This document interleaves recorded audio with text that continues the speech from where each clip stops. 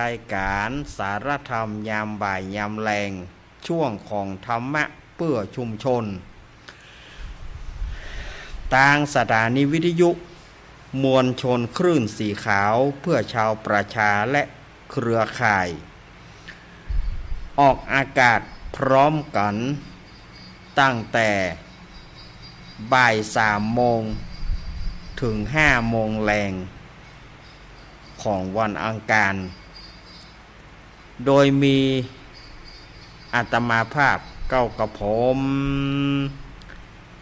สามเณรรักปัญโยนันท์เป็นผู้ดำเนินรายการในเวลานี้รายการสารธรรมยามบ่ายยามแรงช่วงของธรรมะเพื่อชุมชนก็ออกอากาศหน้าสถานีวิทยุสถานที่ตั้งวัดปากตางเจริญตำบลดอยหล่ออำเภอดอยหล่อจังหวัดเชียงใหม่ออกอากาศไป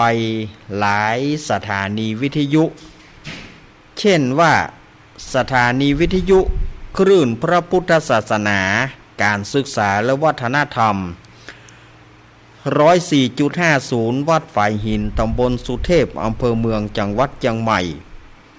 โดยเมตตาธรรมของท่านอาจารย์ท่านพระครูสมุวิสุวัตวรกิจโจสถานีวิทยุวัดพระบาทอุดมน้ำบ่อสาวาตำบลเบียงอำเภอฝางจังหวัดเชียงใหม่100.25 เมกะเฮิรตซ์โดยเมตตาธรรมของพระเดชพระคุณหลวงป่อสุจิตตานุรักษ์ด็อกเตอร์ท่านอาจารย์จำเริญโชติธรรมโมและก็ตุปีสุเทพสถานีวิทยุธรรมะของชุมชนห้วยตองสักเรดิโอตั้งอยู่วัดห้วยตองสักตำบลขวงเปาอำเภอจอมตองจังหวัดเชียงใหม่ 98.75 เมกะเฮิรตซ์โดยเมตตาธรรมของหลวงป่อวาปีวรมานิชแล้วก็ท่านอาจารย์ชวริตชัยวังโสสถานีวิทยุมนต์เสียงธรรมอำเภอแม่แจ่ม 106.25 เมกะเฮิรตซ์ตั้งอยู่วัดปุผารามตำบลจ้างเครื่องอำเภอแม่แจ่มจังหวัดเชียงใหม่โดยเมตตาธรรมของหลวงป่อมงคลวิสิทธิ์แล้วก็ท่านปรัตอุทัยทั้ง2 ท่าน2 อุทัยสถานีวิทยุบ้านทุ่งเรดิโอ 89.50 เมกะเฮิรตซ์โดยการเอื้อเฟื้อถวายเวลาของป่ออุดมแม่เทียมบอนพุทธวงศ์สถานีวิทยุแม่วางเรดิโออำเภอแม่วางจังหวัดเชียงใหม่สถานีวิทยุวัดศรีปันเงินอำเภอสันป่าตองสถานีวิทยุบ้านแป้นเรดิโอบ้านแป้นอำเภอเมืองจังหวัดลำพูนและก็สถานีวิทยุวัดบุญยวาสวิหารจังหวัดลำปาง 106.50 เมกะเฮิรตซ์อันนี้ก็สถานีต่างๆที่เปิดรับสัญญาณในช่วงเวลา 15 นาฬิกาจนถึง 17 นาฬิกาสำหรับในช่วงวันนี้มาปะก่อนวันนี้เป็นวันอังคารที่ 5 เดือนกันยายนพุทธศักราช 2566 เดือน 11 เหนือเดือน9ใต้แฮมมานี่5 ค่ำพร่ำว่าเป็นวันอังคารนี่ก็วันเวลาก็บ่แบบเนาะว่าเดี๋ยวนี้ก็เดือนกันยาละสถาญาติโยม เดือนกันยานี่บ่ฮู้ว่าเปิ้นไปสร้างตำนานอย่างใดก็หมูนะในเพลงเปิ้นมีเหรอสถาญาติโยมในเพลงเปิ้นมีบอกว่าจะเป็นของศูนย์ธราพรนี่รำวงสาวบ้านแต้นี่เปิ้นก็มีจากไปตั้งแต่วันที่ 5 วันที่ 5 เดือนกันยายนพศ 2499ดู พศ2499ก็เป็นเวลาตั้งแต่67 ปีเขาว่าเรียนก้อนอย่างสุดแต่เพลงของเพลินพรมแดนมีอยู่เพลงหนึ่งนะอาตมาก็จำชื่อเพลงบ่ได้เพลงของเพลินพรมแดนนี่จะพิสดารเธอจากฉันไปตั้งวันที่วันที่5เดือนกันยาคมหัวอกฉันตรมจนถึงเดือนมกรายน ก็บอกว่าเปิ้นมีตำนานอย่างใดบอกว่าวันที่5กันยานี่นะอาตมาก็บ่อาจจะหูได้เนาะเพราะเปิ้นแต่งเป็นเพลงขึ้นมา เดือนกันยาคนโบราณเพราะว่าเดือนกันยากเพราะว่าหยังมันเป็นเดือนที่ยากการเสียงฟ้าเสียงฝนสมัยตะก่อนนี่บ้านอาตมาเขานี่ปลูกยาสูบเนาะปลูกยามอนนี่นะยาสูบนี่ถ้าจะปลูกกันยาเนี่ยจะผีหรือคนก็เตื้อกำลังปลูกมาลมมาปัดเต้าไว้เหรอได้เอาไม้กำพ่องได้มัดต้นยาเพราะก้ายาน่ะต้นอ่อนมันน่ะมัดให้ดีก็เอาไม้เข้ากำพ่องให้ดีก็กำตั้งหนึ่งก็ก้นตั้งหนึ่งสมัยก่อนนี้ฝนยาเต้าลมยาเต้ามันมีแต่หลอกสดาญาติโยมฝนยาเต้าลมยาเต้านี่ช่วงกันยาเนี่ยช่วงเดือนกันยาเนี่ยถ้าปลูกยามันถึงเอามันถึงแม้หอดวันผูกก็ไปพอถึงมันถึงลงกันเป็นแปรเต้าได้มัดได้อย่างกันตึงนั่นตึงนี้มาโอ้ยกว่าจะได้เก็บกว่าจะได้เสียบนะบัดเดี๋ยวนี้สมัยบัดเดี๋ยวยาเปิ้นบ่ต้องได้เสียบแล้วเปิ้นเอาใส่ไม้ปานเอากระสอบเข้าปานอื่นสมัยอาตมาเขานี่เสียบเนอะ100เสียบบาทสดาญาติโยมป่ะ100เสียบบาทดูอาตมาเขาก็เจอมานะเนี่ยปลูกยาสมัยก่อนเนาะอันนี้ก็อู้ไปเพราะว่าช่วงของเดือนกันยานี่มันเป็นช่วงฝากผีฝากไข้ฝากกาฟ้ากับฝนจะได้ปลูกข้าวจะได้กินข้าวบ่ได้กินก็เสี่ยงกันยาเนี่ยถ้าว่าหมดกันยาแล้วฝนบ่ตกก็วังก็มีด้วยประการเช่นนี้มันได้กินละกล้าตายแดดหมด ถ้าเสี่ยงกันยามันได้กินแล้วสมัยเขาปลูกข้าวนะบัดเดี๋ยวนี้น้ำเปิ่นมีเปิ่นสูบน้ำพลังเขาใส่เปิ่นบ่ปลูกนาปีละบัดเดี๋ยวเปิ่นปลูกนาดอเอานาปังเอาอย่างตังดอยหล่อเฮาตังอำเภอดอยหล่อเฮาเปิ่นก็ปลูกเป็นนาปังนาดอเนี่ยเปิ่นบ่ปลูกนาปีละสมัยก่อนนี่ปลูกนาปีนี่ถ้าว่ากันยาย่อมมีฝนตกแล้วก็จบมันได้กินละกล้าตายแห้งหมดนี่สมัยก่อนมันไปนะเพราะว่าเดือนก้านยากก้านยากมันก็เลยสืบทอดกันมาอย่างเนาะสืบทอดกันมาอย่างก่อนที่อาตมาภาพจะได้เล่าธรรมเนาะก่อนที่จะได้เล่าธรรมก็ประชาสัมพันธ์ขอเชิญชวนคณะกลุ่มคลื่นสีขาวเพื่อชาวประชาแล้วก็เครือข่ายคลื่นสีขาวก็วันที่16กันยาตรงกับวันเสาร์อันนี้ก็เชิญชวนคณะสัตยาญาติโยมไปร่วมกันถวายทานสลักกพัดที่ม่อนพระศรีสองเมืองดอยนางเกี้ยวระหว่างหอยต่อของดอยสะเก็ดกับเวียงป่าเป้าเนาะหอยต่อกันพระธาตุสีสองเมืองนั่นนะ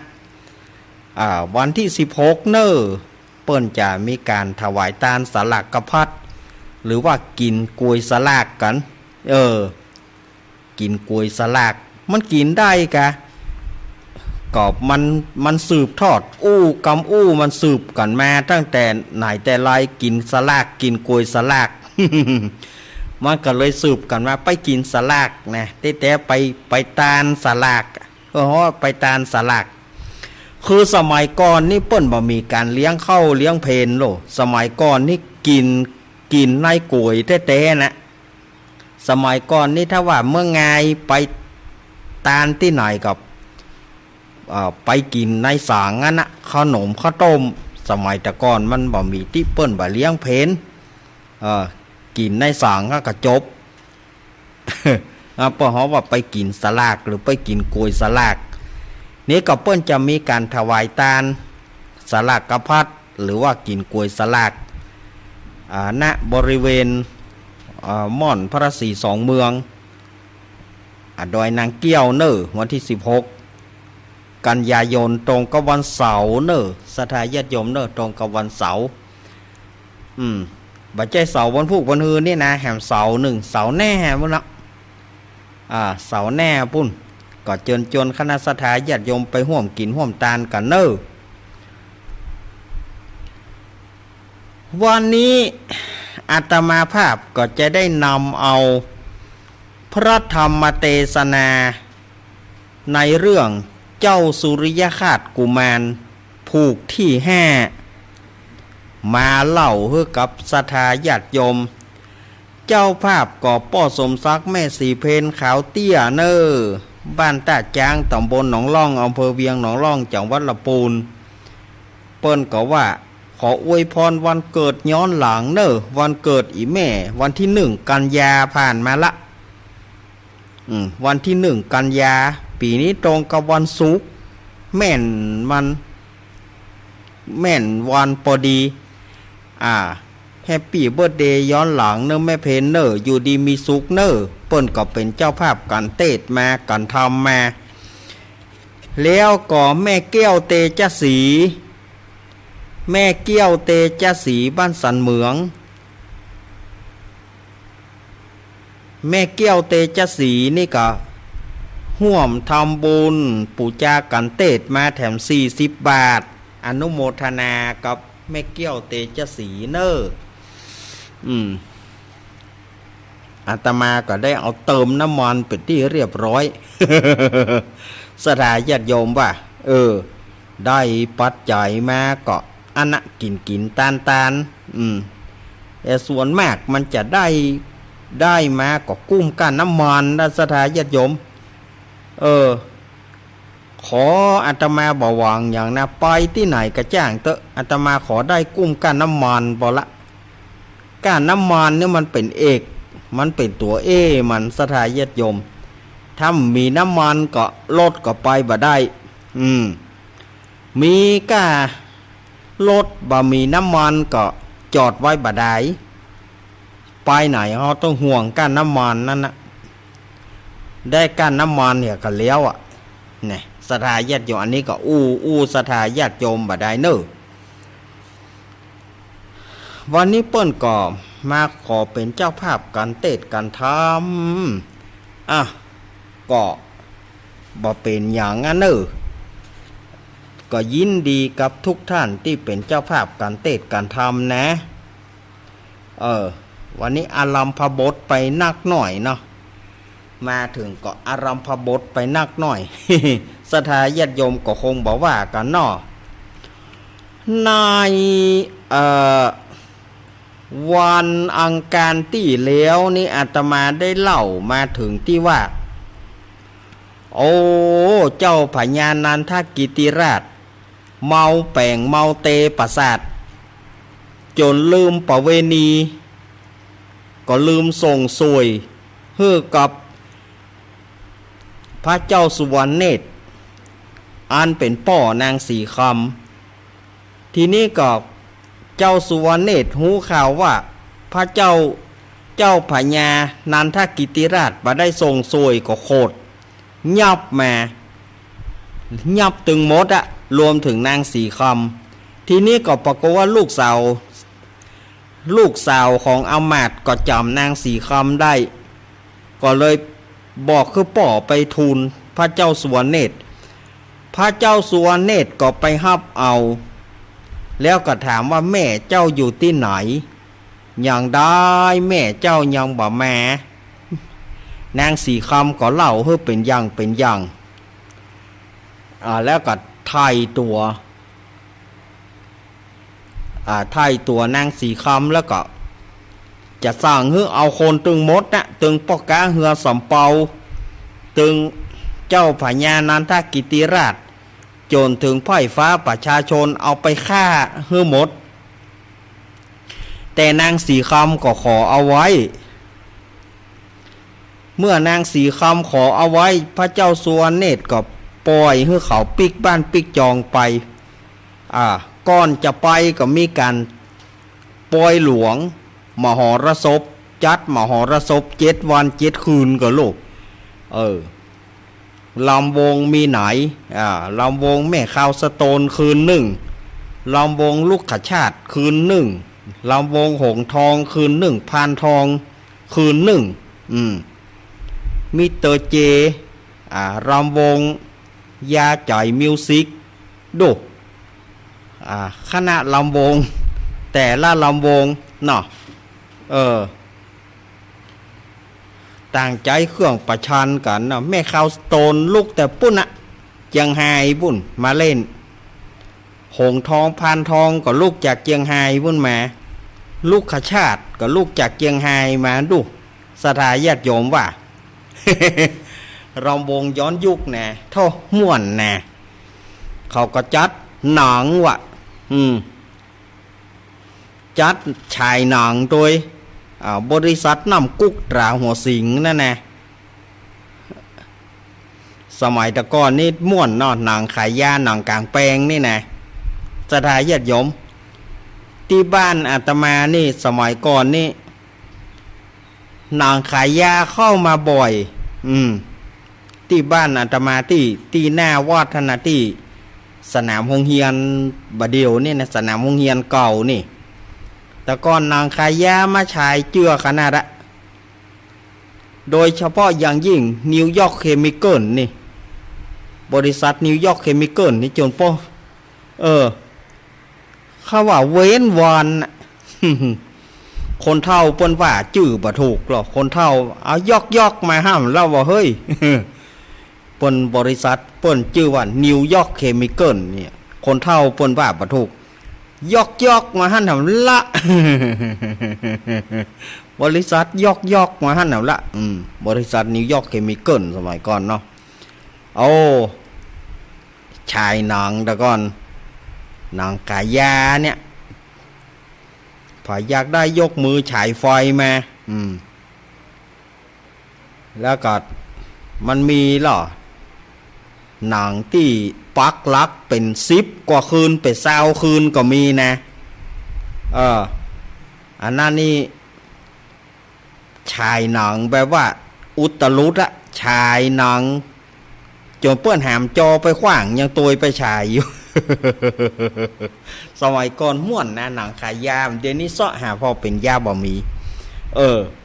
หนังโฮงหนังล้อมผ้าก็มีอยู่พ่องอันนี้สมัยก่อนหนังกระชายโล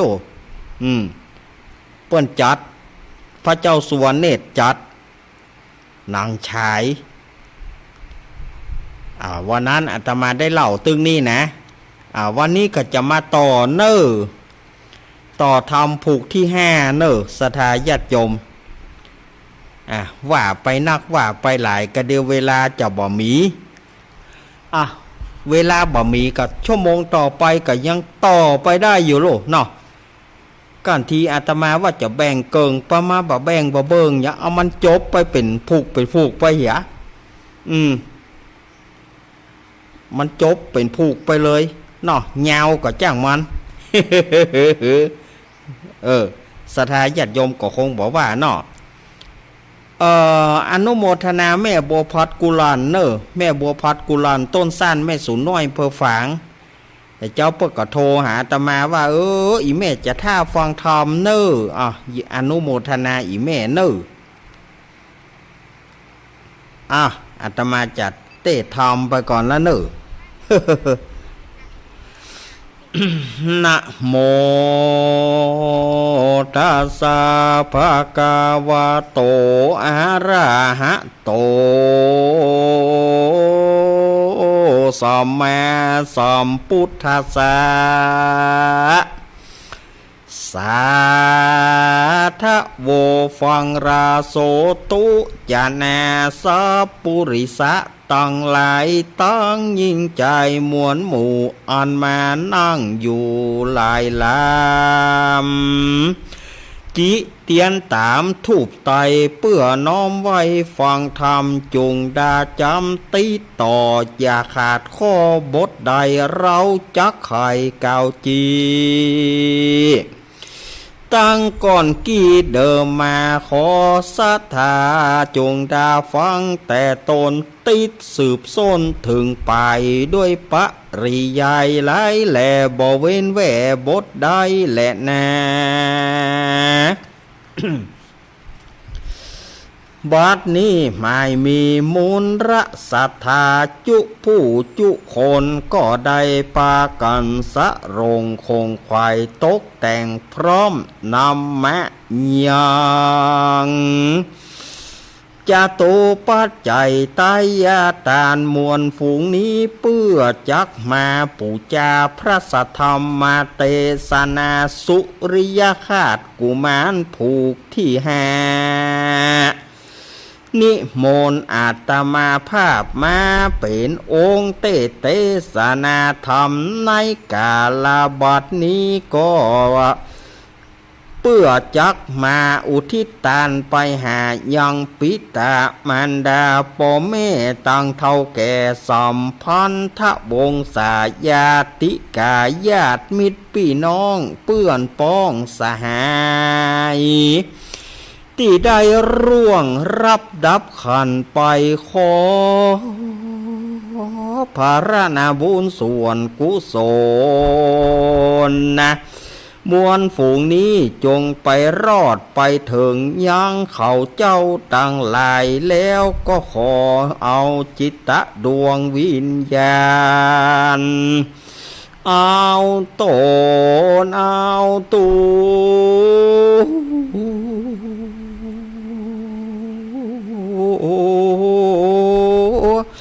ขึ้นสู่สวงสวรรค์จันทร์แฝบุญสมปานแก่กาได้ถึงอมตะมหาเนลาปานเวียงแก้วปูนเตอ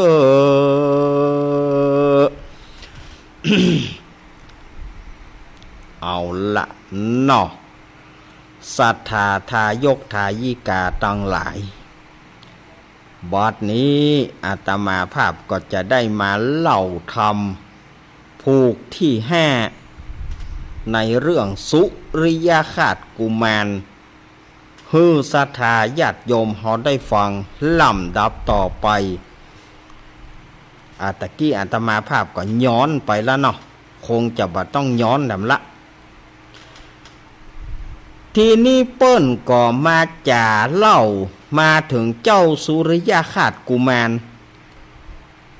เจ้าสุริยคาตกุมารนี่บัดเดียวนี้ได้ไปเป็นเจ้าเมืองนาคอยู่ปื้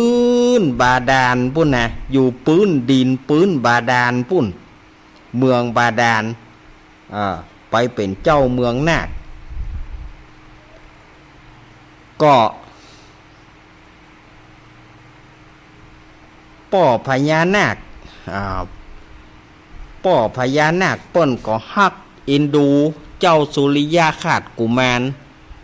ก็เลยอภิเษกอดิเรกมงคลให้เจ้าสุริยคาตได้เป็นเจ้าแห่งเมืองนาคแล้วก็ยกเอานางเกษณานางเกษณานี่เป็นลูกสาวของพญานาคเอาเป็นพระมเหสีเอาเป็นพระมเหสีอยู่กับกันอยู่มาได้ปีหนึ่งเจ้าสุริยคาตกุมารนี่ก็มากึดถึง บาดเดียวนี่นะแม่สีคำแล้วก็อุ้ยบัวแสงจะเป็นอย่างไรฮะหลังจากที่ปัดภาคจากกันแล้วก็อุ้ยพญานาคอุ้ยอายกาก็มาจุมาไล่เอาเฮาเข้ามาอยู่ที่เมืองนาคจนได้มาเป็นเจ้าแห่งพญานาคตั้งหลายบาดเดียวนี่แม่กับอุ้ยจะเป็นอย่างไรฮะอีเนาะกึดไปกึดมานะเจ้าสุริยคราสก็มากึดถึงแม่อุ้ยแม่อุ้ยบัวแสงกับนางสีคำแล้วก็ให้ยามนั้นนางเกษณาได้หันพระสวามีทรงกันแสงเนี่ยอันนี้ ตะกี้ว่าให้บัดเดี๋ยวนี้อย่างว่ากันแสงท่านอาจารย์คำว่ากันแสงมันเป็นภาษาราชาศัพท์ก็แปลว่าให้นั่นนะกันแสงนะที่เปิ่นว่าธรณีกันแสงก็คือแผ่นดินให้เนี่ยถ้าเอามาแปลนะเอามาแปลเนาะหานพระสวามีทรงกันแสง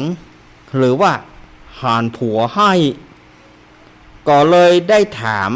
นางเกษณานี่ก็ได้ถามว่าเสด็จปี้ให้เนี่ยอย่างเพคะกาว่าเสด็จปี้จังน้องกาว่าไพร่ฟ้าประชาชนเมืองนาคตนใดตัวใดที่ทำให้เสด็จปี้บ่สบายใจหรือว่าตัวน้องเกษณาได้เนี่ยอย่างผิดไปกาเพคะเสด็จปี้ทรงกันแสงอย่างนักอย่างหนาเสด็จปี้จังน้องแล้วกาเพคะนี่หรอกยามนั้นเจ้าสุริยคราสกุมารก็ได้บอกว่าเกษณาเฮ้ยอันว่าเมืองนาคเนี่ยปี่ก็บ่ได้เกียรติได้โคดทื่อไผก็บ่ได้มาทำให้ปี่ได้เกียรติได้โคดบอกว่าเสด็จพ่อเสด็จแม่บอกว่าเสนาอามาตย์ประชาราษฎร์ตั้งหลายบ่มีไผมาเยี่ยให้ปี่ต้องโศกต้องเศร้าแม้แต่ตัวน้องเองก็บ่มีอันหยังที่บกพร่องตัวน้องเองก็บ่ได้มีอันหยังให้ปี่ต้องเสียอกเสียใจฉะนั้นเกษณาจะไปกึดอันหยังว่าอันแล้วเสด็จปี่กันแสงเนี่ยหยังเสด็จปี่ให้เนี่ยหยังเฮาเอากำเฮาเนี่ยเนาะมันเลี้ยวใจดีนะเนาะแล้วเสด็จปี่ให้เนี่ยหยังเพคะเกษณาเฮ้ยก็ปี่ได้ปัดจากแม่ของปี่ชื่อสีคำปัดกันที่เมืองโคนเพราะว่านางสีคำผู้เป็นแม่นั้นถูกติบพญาธรลักเอาตัวแม่ปี่ไปแล้วก็แม่อุ้ยอยู่กับพระฤาษี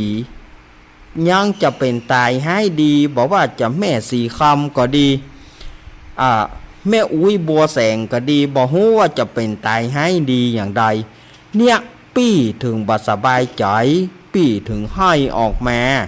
ขอว่าเกษณาจะไปกึดนักปี่บ่ได้จองน้องแหนว่าอันยามนั้นนางเกษณาก็ไปว่าอย่างกะอันเสด็จปี่เพคะเฮาไปเฝ้าเสด็จพ่อเสด็จแม่ดีกว่าว่านนางเกษณาก็ได้พาเจ้าสุริยคราสกุมารไปเฝ้าพระราชาเมืองนาคไปเฝ้าเสด็จพ่อไปเฝ้าป่อตาอีเนาะ เฝ้าป่อตาเฝ้าป่อเมียอีเด้อเข้าไปเฝ้าป่อพญานาคก็ว่ามีอย่างกาลูกทั้งสองมีเรื่องตุกฮ้อนอย่างใดวันนี้ถึงได้มาหาพ่อเอกะยามนั้นนางเกษณาก็ได้เล่าให้ป่อพญานาคฟังว่าเสด็จป่อเพคะ เจ้าปี่ให้อยู่วันค่ำคืนหุ่งเปิ้นมีตุกอกตุกใจขนาดนัก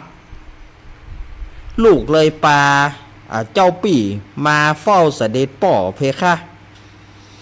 ยามนั้นป่อพญานาคก็ได้ถามโอ้ผัวอีละผัวอีหนาอีเนาะ ไว้ว่าอีวะฮะผัวอีหนาอีเนาะ ใจกะไปแปรกรรมเปิ้นไปหมดในได้ลูกเคยมีเรื่องอย่างกาลูกมีเรื่องอย่างบ่สบายใจบอกคือป่อกำล้ออีกยามนั้นเจ้าสุริยคราชกุมารก็เล่าให้ฟังตั้งแต่ต้นป่อพญานาคก็เลยเอาเกี้ยวเป็นเกี้ยวมณีโชติเป็นเกี้ยวชนิดหนึ่งเอามาฮื้อเป็นเกี้ยววิเศษนะเป็นเกี้ยววิเศษถ้าอยากจะส่องอย่างอธิษฐานไปเถอะจะหานมดบอกว่าเมืองฟ้าเมืองคนเจ้าป่อพญานาคก็เอาเกี้ยวอันเนี้ยเกี้ยววิเศษเนี่ยฮื้อเจ้าสุริยคราชกุมารแล้วก็บอกว่าเกี้ยวนี้เนี่ยลูกอธิษฐานลูกจะส่องหาไผจะพ่อหาไผลูกจะพ่อหาอุ้ยจะพ่อหาแม่อยู่ที่ไหนอธิษฐานเตอะเกี้ยวนี้จะส่องไปถึงลูกจะได้หันหน้าแม่แล้วก็หันหน้าอุ้ยว่าเป็นอย่างใดอีกถ้าบัดเจือป่อก็ส่องพอเหรอนี่นะเจ้าสุริยคราชกุมารก็เอาเกี้ยววิเศษนั้นอธิษฐานขอได้หานว่าแม่อยู่ที่ไหนแม่ชื่อสีคำแล้วก็อุ้ยชื่อบัวแสงอยู่ที่ไหนยังอยู่ดีสบายก็ขอเกี้ยววิเศษส่องเฮือหานกำเตอะวะยามนั้นเกี้ยววิเศษนะก็ส่องไปกว่าส่องก็ได้หานว่าโอ้นางสีคำไปอยู่ปราสาทราชมนเทียนกับป้ออุ้ยก็คือเจ้าพญาสุวรรณเนตรเกี้ยวนี่ก็ส่องเฮ้อละโอ้แม่เฮาไปอยู่กับอุ้ยปุ่นลู่ในเมืองแสงคำปุ้นแล้วก็จะส่องแม่อุ้ยบัวแสงกำเหรออุ้ยบัวแสงก็อยู่ในอาสลมศาลาอยู่ในอาสลมศาลาโอ้อุ้ยบัวแสงก็อยู่ในอาสลมศาลาหั่นอุ้ยฤาษีก็ยังมีหั่นโอ้จื่นอกจื่นใจแต่รู้เสด็จป่อลูกขอได้ก็ย่าว่าแต่ขอป่อตึงจะโยกฮื้อนี่ป่อตึงจะโยกฮื้อป่อเอาฮื้อเลยนี่เนี่ยคนเฮานี่ถ้าอู้ดีอย่างนะได้หมดสถาญาติโยมบอกว่าไปซื้อไปอย่างกระจ้างเตอะถ้าอู้เปิ้นดีๆมันจะได้กินลองอู้เปิ้นบ่ดีบ่ม่วนมันก็บ่ได้กินคนเฮานี่หายดีอยู่ที่กำปากหรอปากเป็นเอกเลขเป็นโทนะเปิ้นว่าเนาะ ทีนี้ป่อพญานาคยังบ่เลี้ยวใจเต้อนะเอาเกี้ยวแถมหน่วยหนึ่งอันนี้เป็นเกี้ยวสารพัดนึกเอาเกี้ยวสารพัดนึกนี่ฮือแหมว่าลูกข้าได้อย่างอธิษฐานเอาถ้าเวลามีข้าศึกศัตรูอธิษฐานฮือเป็นยักษ์เป็นมารฮือเป็นฟ้าเป็นฝนไล่ข้าศึกศัตรูได้หมดลูกจะอธิษฐานเอาอันหยังของกินของตาลปราสาทราชมนเทียนหอเฮือนเดือนดาวได้หมดลูกเหยอันนี้ป่อก็เอาฮื้อแถมหน่วยเนอะเอาศรัทธาญาติโยมเจ้าสุริยคราชกุมารก็ได้เกี้ยวมณีถึง2 หน่วยเอาไว้ แล้วรักษาเอาไว้จนสุดชีวิตของผัวอีล่าเนอะน่ะป่อพญานาคเปิ้นว่าอีผัวอีล่าไผมาลู่อย่างใดห้ามเฮือไผเป็นเหมือนแก้วตาของป่อที่ป่อสืบเอามาจากปกวิแม่มอนมารักษาไว้เนอะว่าเอาสถาญาติโยมอันหนึ่งเป็นแก้วสารพัดนึกอันหนึ่งเป็นแก้วที่ส่องพอไผ่มีไหนหานมดถ้าเป็นบัดเดียวมันก็จะเป็นอย่างฮะอินเทอร์เน็ตจะเป็นโทรศัพท์ iPhone เนาะถ้าเป็นบัดเดียวก็จะเป็น iPhone ได้หันหน้าหันตาอีกฮะมันเป็นแก้วนี่แต่ก็มันก็เป็นแก้วนะเหรอโทรศัพท์ iPhone ก็เป็นแก้วไปแก้วกระจก ได้หันหน้าหันตากันเนาะหูติบตาติบในสมัยบัดเดียวสมัยตะก่อนนี่เอาส่องมีกะตาบ่ได้หันเกี้ยวหันกันแต่ว่าบ่ได้อู้ได้จ่ากันเจ้าสุริยคราชกุมารนี่ก็อยู่ไปแถมกันกึดเติงหาแม่กึดเติงหาอุ้ยก็เอาเกี้ยวมาส่องอยู่ไปจนถึงได้3 ปีสถาญาติโยมอยู่ในเมืองพญานาคนั่นนะอยู่ได้3 ปีก็ว่าเอาข้าเฮากึดเติงหาแม่กึดเติงหาอุ้ยก็เอาเกี้ยวมาส่องบัดเดี๋ยวนี้เฮาชักจะอยากจะไปเฮาใครไปเอี่ยวหาแม่กับอุ้ยสักเตื้อหนึ่งเฮาจะไปขอกับเสด็จป่อกลัวเสด็จป่อพญานาคบ่อนุญาตจะเงี่ยงได้อกตีบใจตานเนาะ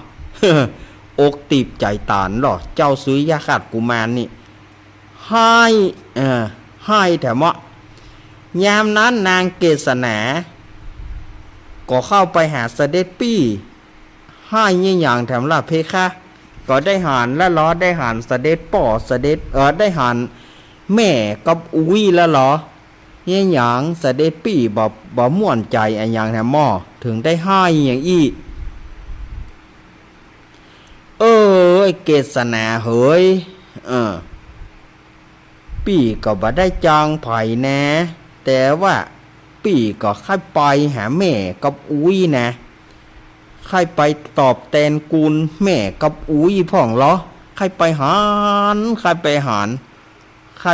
แม่กับอุ้ยก็มีเกี้ยวแล้วรอเพคะอยากค่อยหารก็2 เกี้ยวแหละ ก็2 เกี้ยวแหละมันถึงจะได้หารก็มันบ่ม่วนนะมันได้หารกะเกี้ยวบ่ได้ปี่ก็อยากจะไปหาแม่กับอุ้ยซะเตื้อหรอ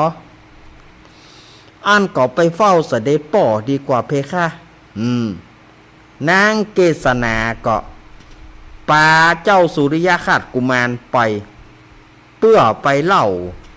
แล้วก็ไปเล่าให้ป่อพญานาคฟังป่อพญานาคก็ถ้าลูกใครไปก็ไปต่อมันเป็นหยังป่ออนุญาตปงปอนก็ขอบพระทัยเสด็จป่อขอบพระทัยเสด็จป่อมีน้ำพระทัยอันเลิศล้ำลูกตึงบ่ลืมถ้าว่าลูกได้ไปหาป่อหาแม่ลูกได้ไปหาแม่หาอุ้ยได้ตอบแทนกูลเปิ่นได้เลี้ยงเปิ่นแล้วก็จะปีกแม่อีนะป่อพญานาคก็ซ้ำเอาธนูดีฮื้อแถมนี่เอาโกงธนูฮื้อแถมแล้วก็เอาดาบสลีกันใจฮื้อแถมเทียน1ดอก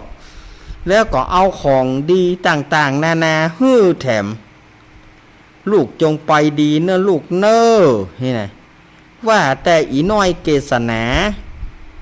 อีน้อยจะไปตัวผัวก็ว่าจะอยู่ที่นี่ก็ตามใจเนอะอีป่อบอกว่าป่อพญานาคเปิ้นว่าอีนะถ้าว่าอีน้อยจะไปก็ได้เนอะหรือว่าอีน้อยจะอยู่ที่นี่ยามนั้นนางเกษณาก็ว่าเสด็จป่อเพคะลูกนี้เป็นนาคจะไปอยู่กับคนมันเป็นไปบ่ได้เมื่อเข้าโลกจะติฉินนินทา แล้วถึงลูกจะแปลงร่างเป็นคนแต่มันก็แปลงได้บ่เหมินมันก็จะมาเป็นหนักเป็นงูอย่างเก่า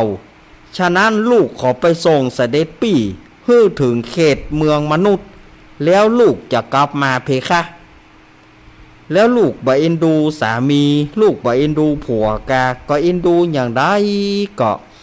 มันก็ต้องตัดใจละเพคะนี่นางเกษณาเปิ้นก็อู้ง่ายหรอกเปิ้นใจอู้ยากนะ ถ้าเป็นบางคนนี่จะไปท่าเดียวนะถ้าลองบ่ได้ไปดิ้นปั่นจะเลอะเอินบ่ยอมจะไปอันนี้เปิ้นอู้ง่ายหรอกเปิ้นอู้ไหนเป็นหั่น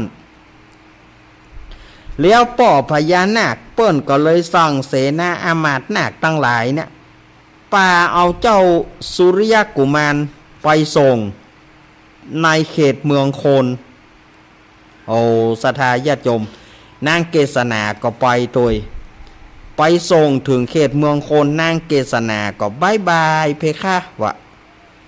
น้องไปบ่ได้เพราะน้องเป็นนาคถ้าว่าเสด็จปี่ในอนาคตการไปหน้าเสด็จปี่จะมามอมฉันก็ต้อนรับอยู่นะเพคะสร้างเสียกันนางเกษณาก็ให้ตัวสรายญาติโยมแล้วก็หมู่ไพร่พลหมู่ไพร่พลนาคก็ไปส่งถึงตึกเมืองโคนก็ลาละพระเจ้าข้ามอมฉันขอทูลลาพระเจ้าข้ารวมถึงนางเกษณาก็ทูลลาเจ้าสุริยคราชกุมารเจ้าสุริยคราชกุมารก็เตียวมาเลยเตียวมาโอ้บัดเดนี้เหลือเฮาคนเดียวก้อยหมู่นาครวมถึงเกษณาก็หนีเฮาไปหมดที่นี่เหลือเฮาคนเดียวเจ้าสุริยคราชกุมารก็เดินทางเตียวในป่านั่นนะเก็บผลหมากหลากไม้เก็บกล้วยพ่องบิดกล้วยพ่องได้บะเกวนได้บะนมเมียวได้บะนมงัวได้บะตับเต่าเห็นหรอได้บะขุงเป้งได้บะตาลพ่องบะตาลหน่วยบะตาลขอได้บะแนะข้าวเย็นบะแนะหน้ามุยบะแนะนี่มันมีสองอย่างนะบะแนะหน้ามุยนี่ก็คงจะเป็นเปิ้นเฮาว่าอย่างสมอพิเภกนะกะหาเนาะบ้านเฮาว่าบะแนะหน้ามุยบะแนะหน้ามุยนี่มันจะแข็งหน่อยมันแข็งกว่าบะแนะข้าวเย็นบะแนะข้าวเย็นนี่กลิ่นลำนะบะแนะหน้ามุยนี่มันก็ล้ำแต่มันแข็งเพราะบะแนะหน้ามุยน่าจะเป็นสมอพิเภกนะเนาะสมอพิเภกน่าจะใจบ่ใจก็ใกล้เคียงกันเนาะทีนี้ก็เจ้าสุริยคราชกุมารก็เก็บกินผลไม้ไปยามนั้นยังมีละอ่อนหนุ่มคนหนึ่งเปิ้นเขาว่ามีนวะหนุ่มหรือว่ามานพหนุ่มคนนี้ชื่อว่าเทวเสนาอันเป็นลูกเก็บของพระฤาษีเลี้ยงมาตั้งแต่น้อยละแล้วทีนี้พระฤาษีก็สอนมนต์สอนคาถาสอนอะไรอย่าง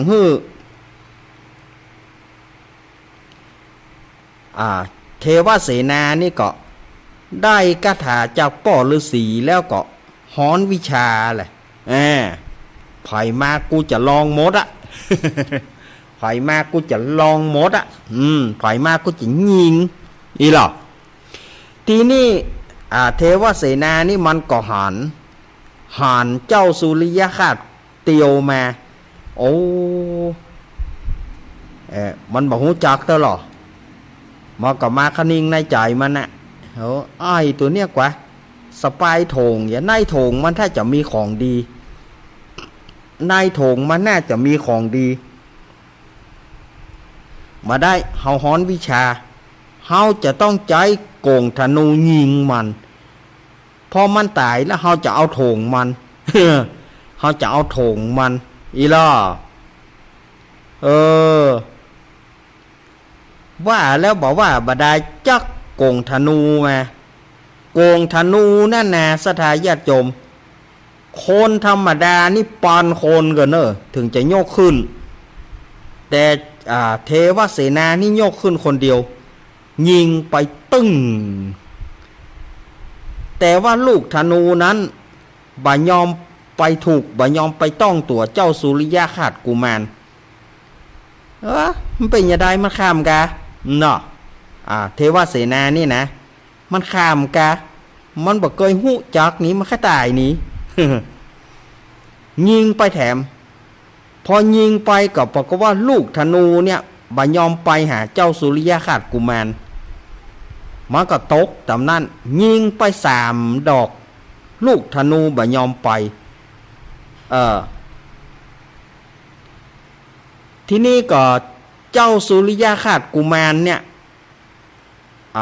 ได้กินบะม่วงที่ว่านะได้กินมะม่วงแล้วมีแหงเหมือนจ้างสารที่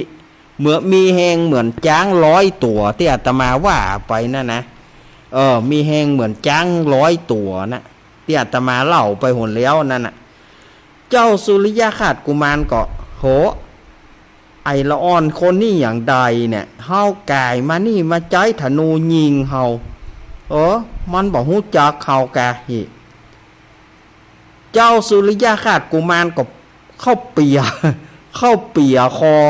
เทวเสนาปรากฏว่าเทวเสนานี่มันแหงมันน้อยเจ้าสุริยะขาดกุมารนี่มันมีกำลังเต้าจ้าง100 ตัวเนาะทีนี้ก็เจ้าสุริยะขาดกุมารก็กล่อมคอได้ก็เอาเอ็นเว้นไปมาเนาะเหมือนจะกล่อมฟาดนะเหมือนจะกล่อมฟาดเอ็นเว้นไปมาน่ะเทวเสนาก็ยกมือไหว้สุมาเตอไอยอมแล้วหรอข้ายอมแล้วไอ้เฮ้ยจะไปเอาข้าฟาดเนอข้าบ่อยากตายเต้อนะข้าไอ้ปล่อยข้าไปนะข้าจะไปตัวไอ้หมดข้าจะไปเป็นข้าใจไอ้ไปไหนข้าไปตัวข้าจะไปเป็นทาสทับใจไอ้ปล่อยข้าเตอวะทีนี้เจ้าสุริยะขาดกุมารก็ปล่อยเทวเสนาแล้วก็ตกลงกันสาบานกันเป็นพี่เป็นน้อง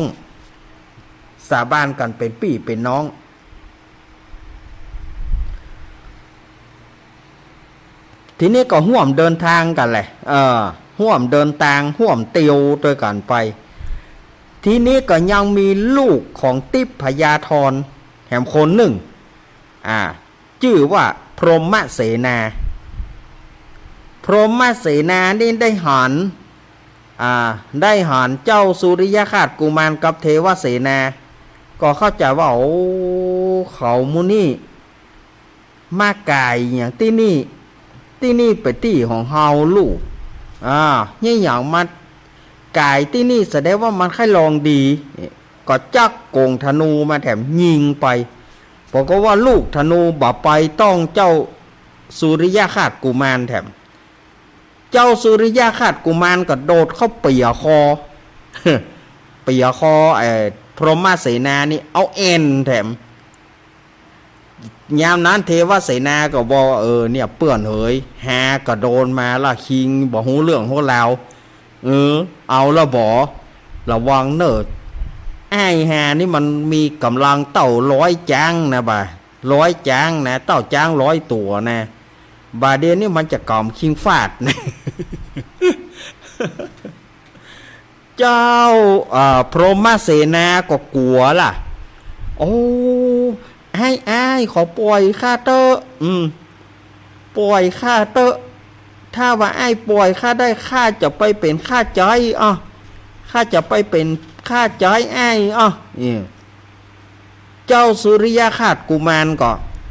อนุญาตปล่อยก็เลยเขาตึง3ก็เลยเป็นสหายกันห่วมเดินทางไป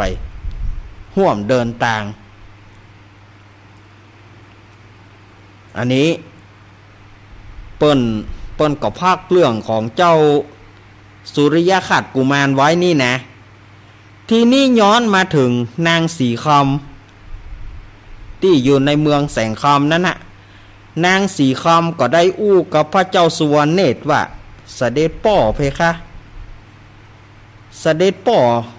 ยังบอกไปตัวหาเสด็จแม่บัวแสงจะอยู่กับป่อฤาษีฮะนะบัดเดี๋ยวนี้จะเป็นตายให้ดีอย่างใดก็บอกหูเพคะขอเสด็จป่อไปตัวหาเสด็จแม่กำเตอะยามนั้นพระเจ้าสุวรรณเนตรก็บอกว่า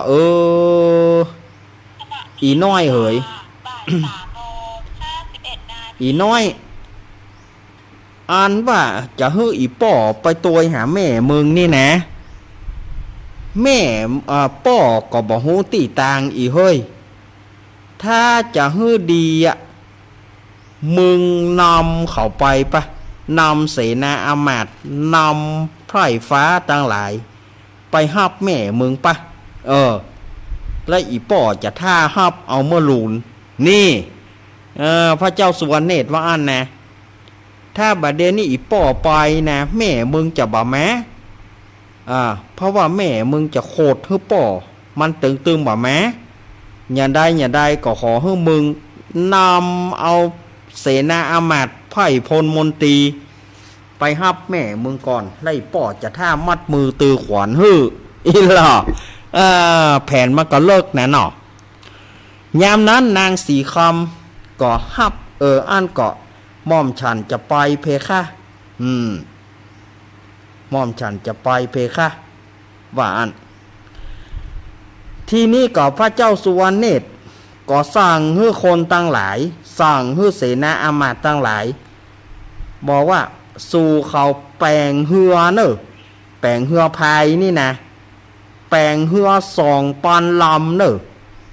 เพื่อข้ามฝั่งไปฮับเอาแม่มันฮับเอาแม่บัวแสงมา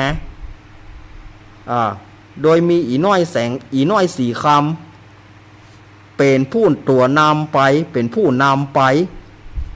แปลงเรือเลยแปลงเรือพายเรือกับปีนี่นะญาติโยมเนาะเปิ้นเขาว่าเรือกับปีหรอกเรือพายเนี่ยเรือกับปีแปลงเรือกับปี2 ปันลำเนอะเขาก็ป้ากันแปลงเรือแหละสถาญาติโยมแปลงเรือ2 ปันลำโอ้เรือตึง2 ปันลำเอามันให้เต็มแม่น้ำเนาะช่วยกันพายเนาะเรือกับปีเขานี่นะแล้วเปิ้นเขาก็ป้ากันล่างไหลกันไปลูกล่างไหลกันไปต่างห้องเพลงเฮืออย่างสนุกสนานห้ให้เจี๊ยบห้ให้เจี๊ยบนามันให้มีท่านะแต่นามันให้มีตึก5 ห้อยได้กะอยู่ไหน5 ห้อยก็ป้ากันพายเฮือกันไปสถาญาติโยมพายเฮือกันไปอันนี้เขาพักเรื่องของนางสีคำนี่ทีนี้ก็ย้อนมาถึงเจ้าสุริยคราชกุมารกับเทวเสนาพรหมเสนาป้ากันเดินทางเพื่อจะไปหานางปทุมมาบัวแสงกับพระฤาษีทีนี้ก็ค่ำไหนนอนหั่นเนาะ3 คนเขานี่นะค่ำไหนนอนหั่นค่ำไหนก็นอนหั่นแจ้งแล้วก็ไปต่อจนถึงมาเข้าเขตอาสลมพระฤาษีนางปทุมมาบัวแสงนอนอยู่ในอาสลมศาลาแห่งหลังหนึ่งพอตกใกล้แจ้งมานางบัวแสงก็ฝันว่าหลานเนี่ยคือเจ้าสุริยคราชกุมารกับเทวเสนาพรหมเสนาไปหาดีอกดีใจสะดุ้งตื่นเมื่อสะดุ้งตื่นก็โหฝันหันหลานก็ฝันหันไอ้ล่าไอ้ล่าน่าจะมาก็หาอีน่ะพอควายมาก็ปรากฏว่าเจ้าสุริยคราชกุมารรวมถึงพรหมเสนาเทวเสนาเข้าไปที่อาสลม นางบัวแสงหานย่าก็เข้าไปต้อนไอล่าอุ้ยมินี่นี่เนาะ ไอล่าเฮ้ยอุ้ยมินี่ไอล่าเฮ้ยเจ๊กะ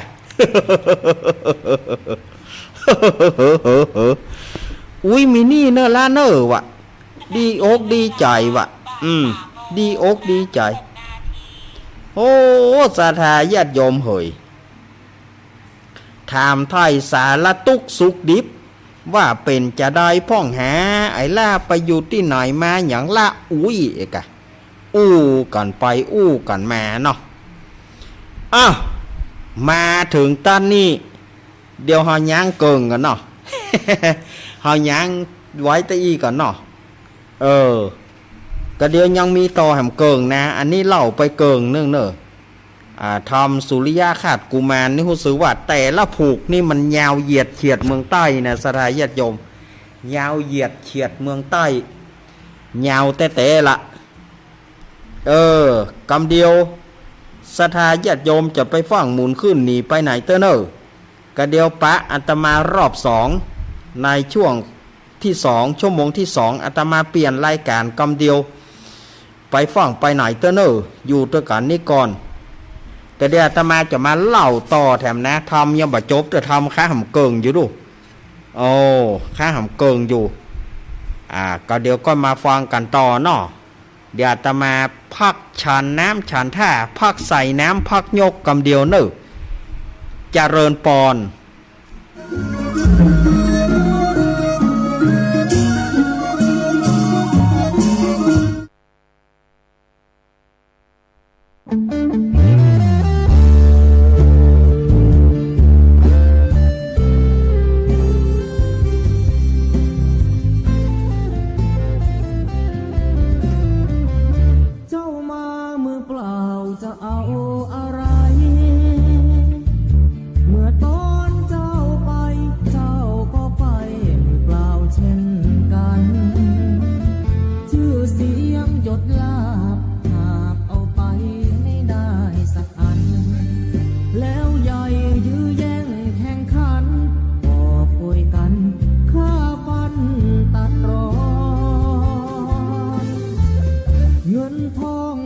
ส่งแค่โรงพยาบาลญาติมิตรวงวานลูกหลานส่งแค่เชิงตะกอนจะมีใครเล่าอยู่กับเรานอนเฝ้ากองฟอนวางดอกไม้จันทร์แล้วจรกลับไปนอนบ้านใครบ้านมันใหญ่ขับฟ้า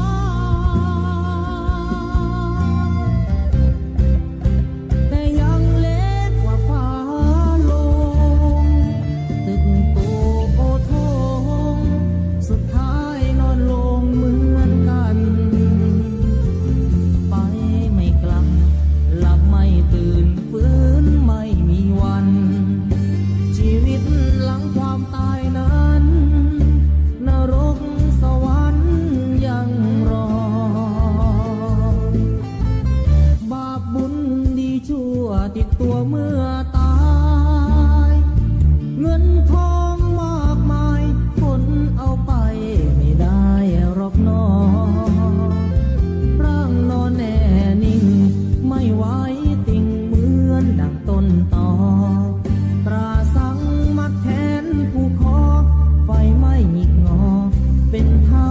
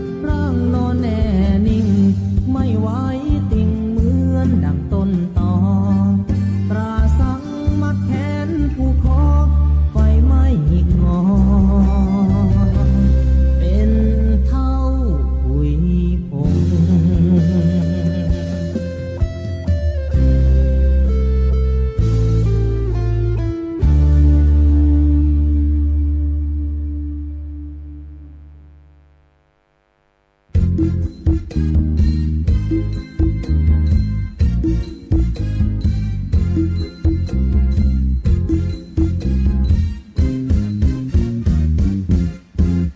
ไม่กลับชีวิตดับแน่นอนบนเชิงตะกอนผู้คนต้องนอนที่นั่น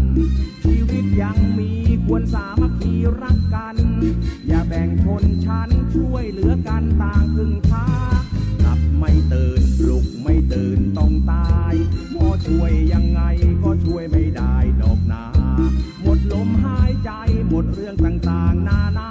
ต่อให้หมอเทวดามาชุบชีวาก็ไม่หายใจฟื้นไม่มีใครทำดีก็ตายดีตอนมีชีวิตสะสมความดีให้มากไว้ยึดเอาธรรมะมาชำระจิตใจสิ้นลมเมื่อไรก็จะได้ไปสู่สวรรค์นี่ไม่พ้นทุกคนที่เกิดมาเมื่อถึงเวลาก็มรณากันทั้งนั้นมีเกิดมีดับต้องลารับเข้าสักวันอยู่ได้นิรันดร์คือความดีที่ไม่ตาย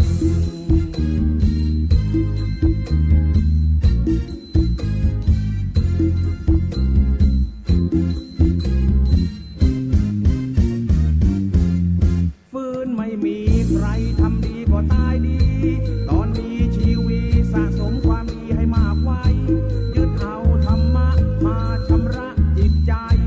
สิ้นลมเมื่อไรก็จะได้ไปสู่สวรรค์นี่ไม่พ้นทุกคนที่เกิดมา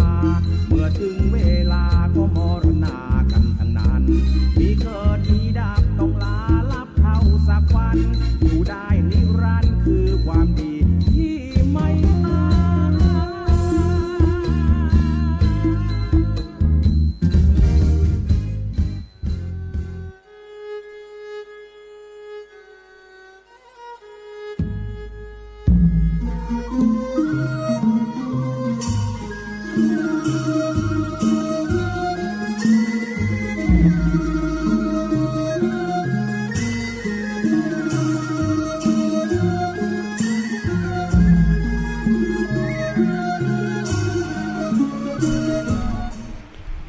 เอาละศรัทธาญาติโยมสาธุชนทั้งหลายมาปะกันช่วงที่สองของรายการสารธรรมยามแรงช่วงของธรรมะเพื่อชุมชนทางสถานีวิทยุมวลชนคลื่นสีขาวและเครือข่ายมาปะกันช่วงที่สองของรายการช่วงนี้ยังเป็นช่วงของการเล่าธรรมเนอะเล่าธรรมอาตมาภาพก็ได้เอาชาดกได้นำเอาธรรมเทศนาแบบปื้นบ้านปื้นเมืองในเรื่องสุริยคราสกุมารเอามาเล่าให้กับศรัทธาญาติโยมตะกี้ก็เล่าไปเกิงหนึ่งเนาะเดี๋ยวนี้ก็ข้างแหมเกิงหนึ่งจะได้เล่าให้กับศรัทธาญาติโยมได้ฟังกันก่อนที่จะเล่าให้ฟังนะก็จะไปลืมเนอะศรัทธาญาติโยมก็ไปห่วมกันเชิญชวนคณะศรัทธาญาติโยมไปห่วมตาลกล้วยสลากหรือว่าตาลสลากกระพัดตาลสลากกระพัดที่ม่อนพระศรีสองเมืองดอยนางเกี้ยวเนาะวันที่16กันยายนตรงกับวันเสาร์ก็เชิญชวนคณะศรัทธาญาติโยมไปห่วมกินห่วมตาลกันเด้อไผจะมีกล้วยไปห่วมไผจะมียอดไปห่วมไผจะแปลงไปกล้วยไปก็ได้หรือว่าแปลงเอายอดปักบะเป้าบะโอไปก็ได้ยอดปักบะเป้าบะโอไปก็ได้เอาไปปักตัวเปิ้นไปแปลงต้นตัวเปิ้นไปห่วมงานตาลสลากกระพัดในครั้งนี้ตัวเนาะอาตมาภาพก็แจ้งกับศรัทธาญาติโยมเปิดกระถามอาจารย์จะไปก็อาตมาภาพบอกห้าปากเถอะเนอะเวลาห้าปากแล้วเกิดมันบ่ได้ไปแล้วมันจะเสียมันจะเสียคนใหญ่เฮา เวลาที่เฮาบ่ได้ไปแล้วเฮาจะไปแล้วมันจังมีอุปสรรคขวากขวางตั้งหน้าสถานญาติโยมมาเตื้อมันมีเหตุการณ์อันยังหุผีเบาหุมันทำให้จะบ่ได้ไปอ่ะฉะนั้นอาตมาภาพก็ตึงบ่ฮื้อคำตอบไผเตื้อว่าจะไปก็บ่ไป ถ้าว่าบุญมีก็จะได้ไปบุญบ่ถึงก็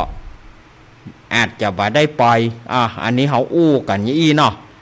มันบ่แน่นอนถ้าเฮาว่าเฮาไปก็อาตมาจะไปเวลาบ่ได้ไปก็ศรัทธาญาติโยมก็จะเดือดร้อนน่ะมาว่านี่อย่างใดเนี่ยฉะนั้นอาตมาภาพบัดเดียวนี้จะไปไหนบ่ให้บ่ดีตึงบ่ฮับปากไผเตื้อเวลาว่ามันชุกละฮุกมันอุบิเหตุมามันลำบากแต่มันเกิดอันนั้นอันนี้มามันจ้างแกล้งนะศรัทธาญาติโยมยามเมื่อเฮาธรรมดาเฮาว่าก็เหมือนกับบ่มีไผยี่หยังแต่เวลาว่าพอจะไปเอาแล้วมันหูจักว่ามีหูมอไอ้หยังหูผีเบาหูนะอาตมาภาพก็ตึงบ่ฮื้อคำตอบไผเตื้อถ้าจะไปก็คือไปถ้าหนีก็คือหนีถ้ามันบ่หนีก็บอกว่ากันเนาะ อันนี้เราต้องขอออกตัวไว้ก่อนขอออกตัวไว้ก่อนเฮาโหมก้นโยนแฮวมันจังเสียกรรมคนใหญ่เมื่อลูนมันจังบ่ม่วนใจกันแต่ฉะนั้นศรัทธาญาติโยมก็จะไปว่าอย่างกันเนาะถ้าบ่ได้ไปก็จะไปว่ากันเนอะ ถ้าได้ไปก็ไปเนาะถ้าไม่ได้ไปก็ศรัทธาญาติโยมอาตมาก็จะยกมือสาธุการถ้าตึกอาลาก็จะหอมเปิ่นไปศรัทธาญาติโยมก็คงบอกว่ากันเนาะเอาแล้วเรามาฟังธรรมกันต่อเลยเนาะเรามาฟังธรรมกันต่อตากี้เจ้าสุริยคราชกุมารพร้อมกับเทวเสนาแล้วก็พรหมเสนาปาก่อนเข้าไปหานางบัวแสงนางบัวแสงก็ลานของอุ้ยเจ้าไปอย่างใดมาอย่างใดแล้วแม่สีคำไปไหนยังบ่มาตัวแม่สีคำตายก็ว่าอยู่นี่หรอแม่อุ้ยบัวแสงนี่ก็ซักไซไหลเลียงมาว่ายี่หยังเกิดเหตุการณ์อย่างเจ้าถึงครั้งนั้นเจ้าถึงบ่ปิกมาอีก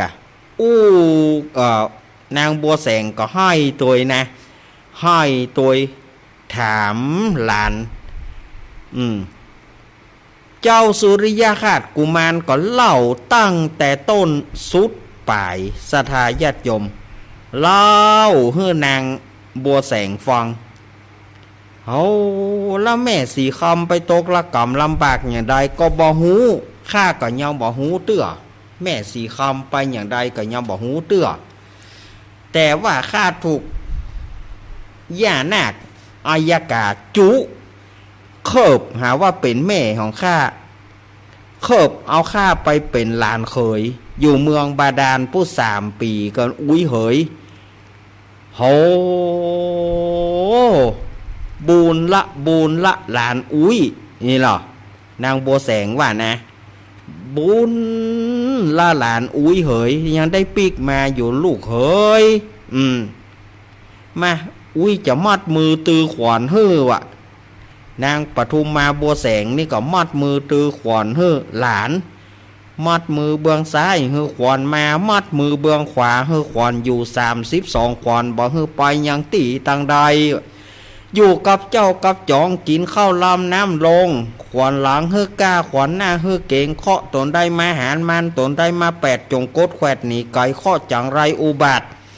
ข้อ13น้ำ15ข้อตั้งหน้าและจนหลังสปะป่าปังวินาสันตุจงหลังงับกับหายไปนั่นจุงจักมี มาดมือเจ้าสุริยคราชกุมาร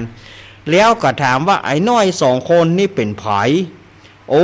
เป็นสหายร่วมเดินทางก็ข้าบ่มีเขาข้าก็มาที่นี่บ่ได้ละอุ้ยเล่าให้ฟังเล่าให้ฟัง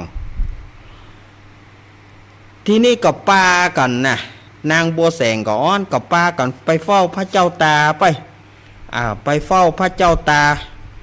พระเจ้าตารออยู่ปุ้นวะเขาก็ปากันไปเฝ้าพระเจ้าตาไปเฝ้าปอฤาษีพระเจ้าตาหันโอ้ไอ้น้อยสุริยคราสมาแล้วกันน้อยโอ้ตากึดเติงหาตานึกว่าบ่ได้หันเหียเลี้ยวอ่ะโอ้ได้หันกาขอกราบพระเจ้าตาโหพระเจ้าตาอย่างได้ไปล้ำปะเหลือป้อบ่ขูดหนวดพ่องป้อนกแป่งหางอยู่บ่ พอล้อนกแป่งหางบ่ยุกบ่ยุยหลวงตาพระเจ้าตาบ่หูกะหูนั่นนะก็ปล่อยมันแปลงมันค่ายแปลงก็ปล่อยมันแปลงอย่าได้นกปอแปลงหางหนวดถ้ายาวขนาดเนาะหนวดถ้าจะยาวขนาดนี่ถึงขั้นว่าโอ้ยนกแปลงหางวะสถาญาติโยมเหยแปลงหางบนหนวดปุ้ยฤาษีนั่นนะว่าจะได้เป็นอย่างได้ไปอย่าได้มาอย่าได้ล่าเหยเจ้าสุริยคราสกุมารฮือฟังโอ้อุ้ยฤาษีกับมัดมือฮือแถมอิติปิโสวิเศษเสอิเสเสพุทธนาเมอิมินาพุทธตังสวยอิสุตังพุทธปิตินะปัญจามเลชิโนนาโถปโตสัมโพธิมุตตมังจตุสัจจังปะกาเทเสติธรรมสัจจกังปวัตตยิเอเตนะสัจวะเชนะหนตุเมชัยมังคลังให้หนีดีมาให้หนีดีมาให้หนีดีมาวะมัดมือตือขวัญสถาญาติโยมเจ้าสุริยคราสกุมารนี่ก็เอาเกี้ยวสารพัดนึกนี่นะอธิษฐานขอให้เป็นปราสาทราชมนเทียนใหญ่7 จันทร์เอาอธิษฐานเป็นปราสาทราชมนเทียนแล้วก็มีเข้าของต่างๆบอกว่าของกินของใช้เสื้อผ้าอาภรณ์อธิษฐานก็เกิดเป็นปราสาทราชมนเทียนเมื่อเป็นปราสาทราชมนเทียนก็ทูลเจิญนางบัวแสงขึ้นไปอยู่บนปราสาทปุ้นรวมถึงเทวเสนาพรหมเสนาปากันแล้วก็อธิษฐานขอเอาเกี้ยว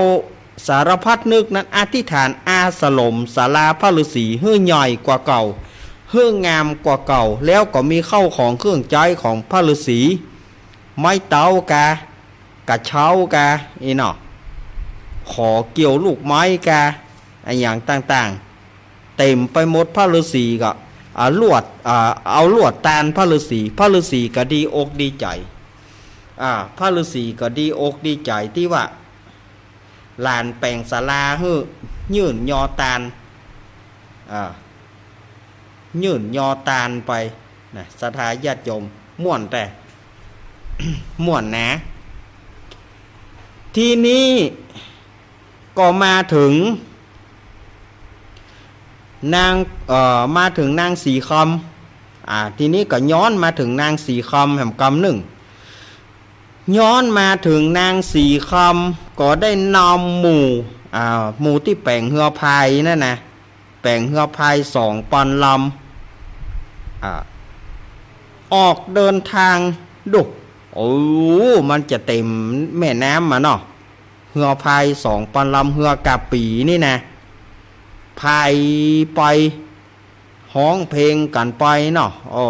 สนุกสนาน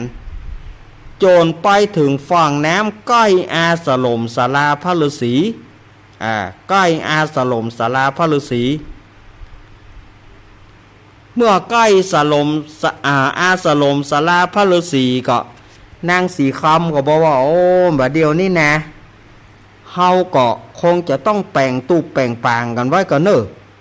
แปลงตูบแปลงปางกันก่อน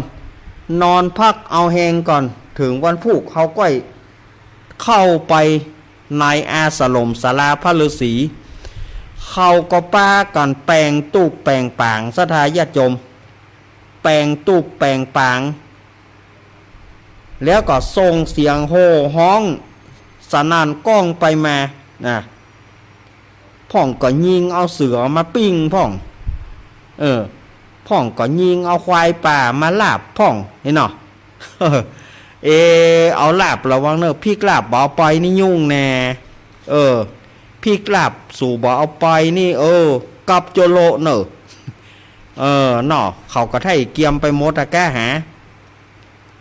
ก็ส่งเสียงโห่ห้องสนั่นก้องไปมาวะสถาญาติโยมไปจนถึงที่อยู่ของพระฤาษียามนั้นพระฤาษีก็เขาเดือดอันยังกันอันยังมาอดอัดก็ไปเปิ้นก็หูด้วยยานของเปิ้นว่าหมู่นางสีคำกับไพร่พลมนตรีทั้งหลายปากันไปจะมาฮับเอานางบัวแสงกับเจ้าสุริยคติกุมารมาถึงตอนนี้สถาญาติโยมทำผูกที่5มันก็จบลงสื่อนี่พอดีโอ้ยสถาญาติโยมเหยทำมันมาจบสื่อนี่พอดีวะอ้าวส่วนว่าเจ้าสุริยคติกุมารจะได้ปะกับแม่สีคำก็เฮามาต่อกันอังการหน้าเนาะเฮามาต่อกันอังการหน้าผูกที่6นะว่าจะเป็นอย่างไรเนาะอนุโมทนากับศรัทธาญาติโยมที่เป็นเจ้าภาพการเทศน์ในเมื่อแรงนี้อาตมาภาพก็ขออ้างเอาคุณพระศรีรัตนตรัยสิ่งศักดิ์สิทธิ์ตัวฟ้าสากลโลกจงอภิบาลรักษาศรัทธาญาติโยมบอกว่าศรัทธาญาติโยมจะเป็นเจ้าภาพการเทศน์หรือว่าจะเป็นผู้ฟังก็ขอให้ท่านทั้งหลายอยู่ดีมีสุขอายุมั่นยืนยาวเหมือนกันจุผู้จุคนนั้นจงจักมีนิธิตังขีญาสังวันนาวิเศษจาห้องเหตุธรรมเตสนาเรื่องสุริยคติกุมารผูกที่5ก็บางโกมโสมเรสเดสาตุเอาละศรัทธาญาติโยมเหยมาถึงผูกที่5ก็จบลงไปจบลงไปแล้วเอาปอนพร้อมกันเนอะฮับปอนเนอะศรัทธาญาติโยม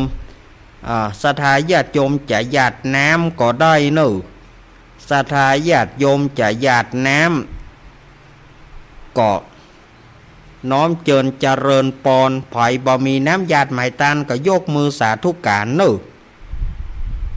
ยะถาวาริวาหาปุราปาริปุเรนติสาคารังเอวะเมวะอิโตทินังเปตานังอุปคปติอิชิตังปฏิตังตุมหังคิปะเมวะสมิสตุสัพเปปุเรนตุสังกปาจันโทปนารโสยถามณีโชติรโสยถาตั้งแต่การบัดนี้แม้นว่าของจักมีน้อยมากจักอุทิศฝากไปหาฝูงญาติกาตั้งหลายที่ได้ล่วงลับดับขันไปตลอดจนถึงผีตายเก่าเน่าเมินเจ็ดเจนข้าวกุลเป็นเก้าเจนข้าวกุลเป็นแดนแสนเจนข้าวกุลเป็นขนาดตลอดจนถึงลูกขาเทวดาปะพะตาเทวดาอากาศเทวดามเหสีขาเจ้าเทวดาพญาอินพญาพรหมพญายมราชตนจำบุญและจำบาปตนจำน้ำหยัดหมายตานเต้าจตุโลกัปปลาตังสี่นางนาไทยธรณีสลีคุตอามาตคุดนางน้ำประไมสวนสัพพสัตตาสัตว์ทั้งหลายเมื่อได้รับพระนาบุญส่วนกุศลและขอจดเอาลายหมายเอาชื่อแห่งมุรสตาทั้งหลายไปใส่ในสวรรค์ปตาราบเงินหลับคำสนำจำชื่อไว้ใกล้ต่อหน้าตันตาฉายะอีว่าเปรียบเหมือนระห่มและเงาอนุไปอินดีนั้นไปเจียมเนื้อเจียมตนนั้นจงจักมีเตี้ยงแต่ดีหลีอัญญัญจะโขทักขินาทินาสังกัมหิสุปฏิทิตาติคารตังหิตายสถานะโสปกปติโสยติธรรมโมจะอายังนิทัสสิโตเปตานะปูจาจักตาอุลาลาปรัญจะปิขูนามนุปัฏฐินังตุเมหิปุญญังปัสสุตานาปกันติสัพพิติโยมิวัจันตุสัพพะโรโกวินัสตุมาเตภวะตวันตารโยสุขีธิกายุโกภวะอภิวาทานาสีริสานิจังวุธาปัจจายโนจาตารโรธรรมาวัฏันติอายุวโนสุขังพระลังสาธุเอาละ ศรัทธาญาติโยมสาธุชนต่างหลายอาตมาภาพก็ได้เล่าทำจบลงไปป่อนปอนให้ศรัทธาญาติโยมแล้ว เนาะก็เดี๋ยวหนึ่งศรัทธาญาติโยมต่างหลายหนึ่งอาตมาขอจิบน้ำกำเดียว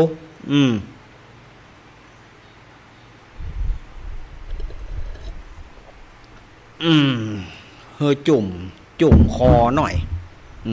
ถ้าบาจิบน้ำก็บ่ได้ความแหมละ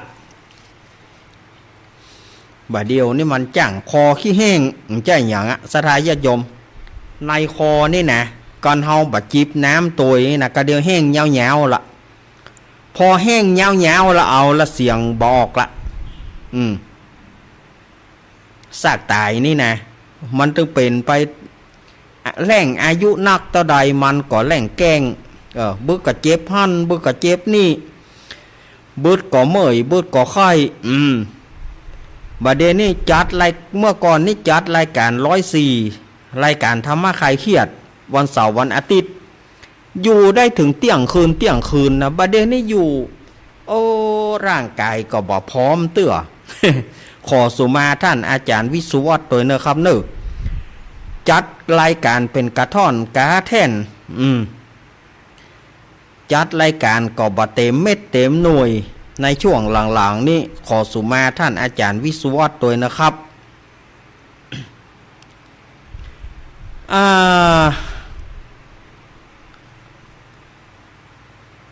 ต่อไปนั้นเดือน12จะออกเนาะศรัทธาญาติโยม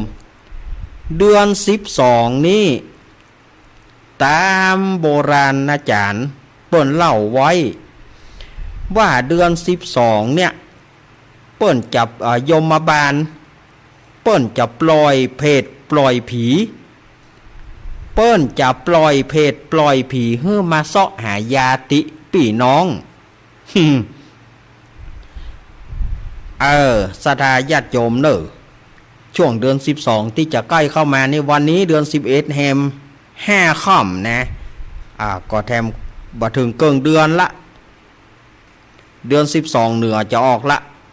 เมื่อเดือน12เหนือออกมาเนี่ยโบราณอาจารย์เปิ้นบอกว่าเปิ้นจะปล่อยเพศปล่อยผีออกมาปล่อยออกจากที่กักกันปล่อยออกจากนรกอันนี้ความเชื่อของตังเหนือนะความเชื่อของตังเหนือถ้าเป็นตังภาคกลางหรือว่าตังใต้เปิ้นก็ฮ้องว่าเดือน10นะบ้านเฮาฮ้องว่าเดือน12นี่นะเปิ้นจะปล่อยเพศปล่อยผีออกจากขุมนรกมาเพื่อมาเสาะหาญาติตั้งหลายเพื่อมาเสาะหาญาติตั้งหลายก็คือมาเสาะหาของกินของตาลมาว่าลูกเขาจะตาลให้เฮากอดจ้านี่ลูกตูจะตาลูกตูจะตาลให้ตูกอดจ้าอีน่ะอันนี้ผีตั้งหลายก็จะพิไลลำพรมาแล้วเนอะลูกตูจะตาลให้ตูกอดจ้าหลานตูจะตาลให้ตูกอดจ้าเหลนตูจะตาลให้ตูกอดจ้าผัวตูจะตาลให้ตูกอดจ้าเมียกูตูจะตาลให้ตูกอดจ้าเนี่ยผีตั้งหลายเปรตตั้งหลายก็จะพี่ไรรำพันต่างคนต่างเสาะหาเนี่ยเสาะหากันว่าไผจะตาลให้เฮาก็ป่ออีน้อยป่ออีน้อยไปเมียใหม่บัดตาลให้ตูก้าแม่อีน้อยไปมีผัวใหม่บัดตาลให้ตูก้าอีน่ะ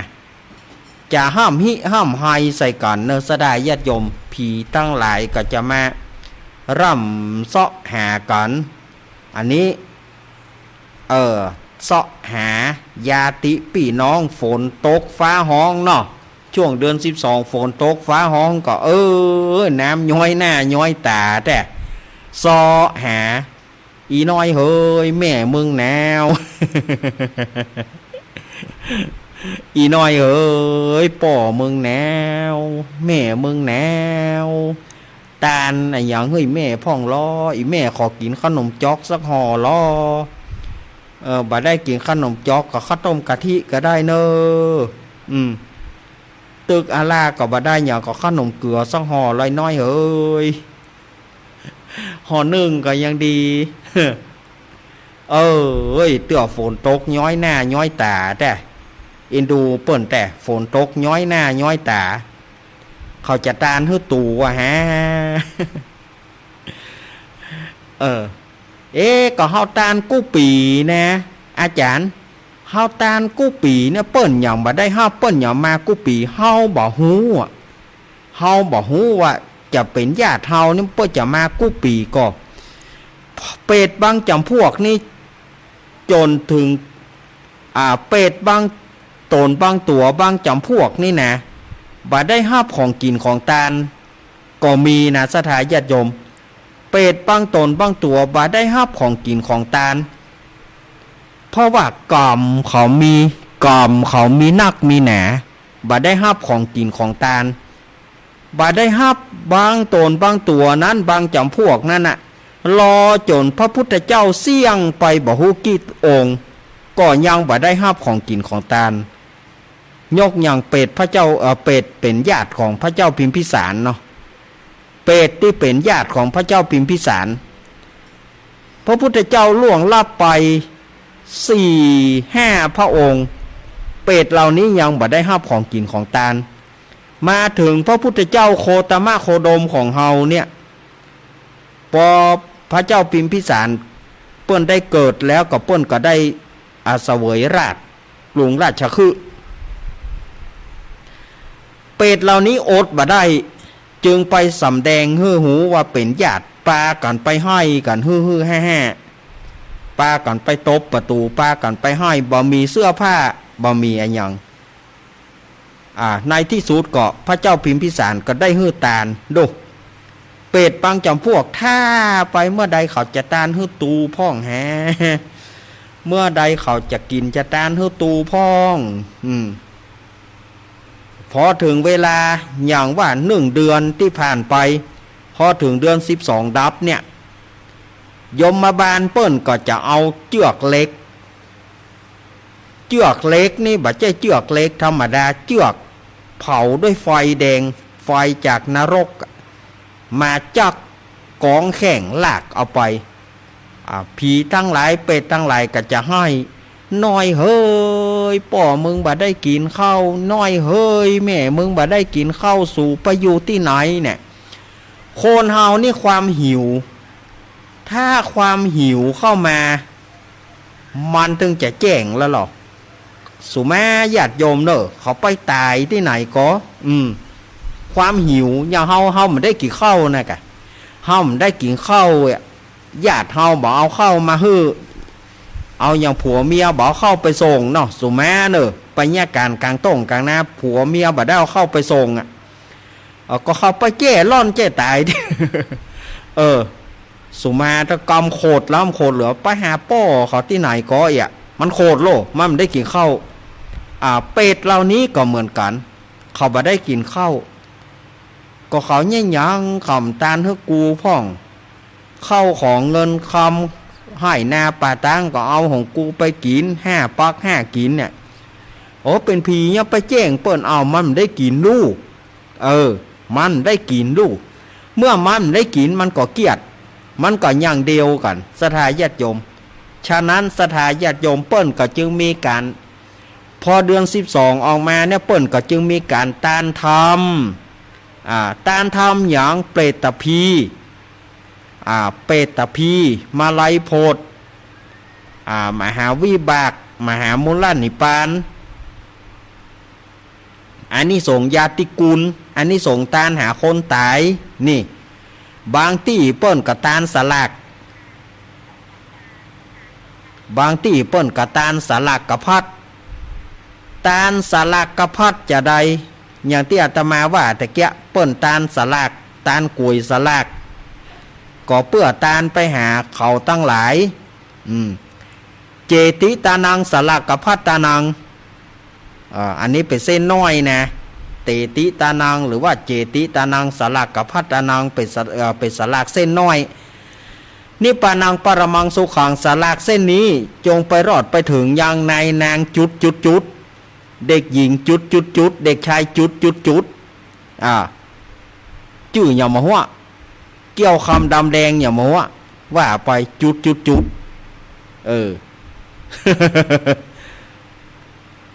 ขอให้ไปรอดไปถึงเปิ้นตาลแผ่วแม่งัวตัวควายพวกเนอสถาญาติโยมควายแม่ว้องควายปูเบอะเปิ้นกะตาลนะตาลเฮืองัวเฮือควายที่เปิ้นหูกอมอ่ะงัวควายที่เปิ้นไถนาได้บุบได้ตีเพื่อกายอย่างกาบางคนเปิ้นกะตาลเฮืองัวเฮือควายตัวเส้นนี้ไปถึงควายแม่ว้องเส้นนี้ไปหาควายแม่ดำควายนี้ไปหาอีเผือกเนอไปหางัวปูขาวงัวแม่หมอยเปิ้นก็มีการห้ามอย่างอี้ตัวการตาน อันนี้เรียกว่าสลาก สลากตานไปเป็นสลากเส้นน้อยถ้าสลากเส้นใหญ่อิมินามัทุบุภาราจะตานังสลากกับพัตตานังสุตินังวัตตเมตานังด้วยสลากกระเพาะเส้นนี้ขอตานไว้เกาตนตัวตานไว้ภายภาคหน้าอันนี้ถ้าเส้นใหญ่มันก็จะตานไว้ภายภาคหน้าถ้าเส้นน้อยก็เพราะว่าเจติตานังหรือว่าเตติตานังตีอาตมาว่าแต่แกก็คือตานไปหาญาติตั้งหลายแต่คนเมืองเขานี่ถ้าตานสลากกรรมนี่ อันใดก็ดีตานเนอะโอ้ถ้าตานสลากกรรมนี่นะสถาญาติโยมห่อข้าวนมเป็นเปียดไปกุยวะนะพ่อหยังมันอันใดก็จะดีตานตานหาอีป่อก็ยังอีแม่ตานหาอีแม่ก็ยังปู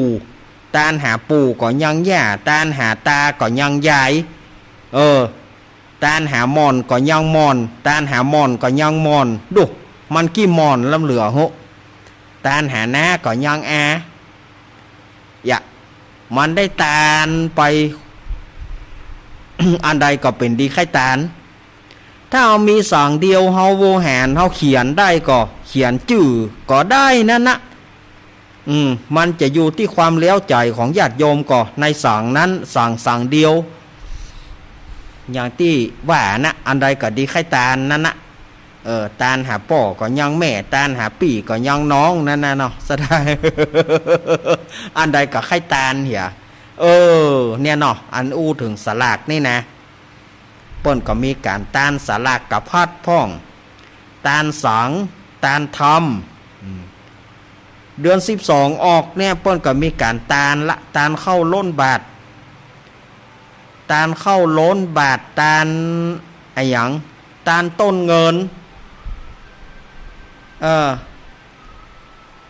ไผ่มาเก็บตะวันที่ไหนฮั่น อันหูนี่มันต้องไปซ่อหา ไผ่ห้องมาเก็บตะวันแต่มื้อนี้ตะวันจะตกแล้วว่าถ้าไปเก็บอ่ะ เนาะ นะสถาญาติโยมเหยอันนี้ก็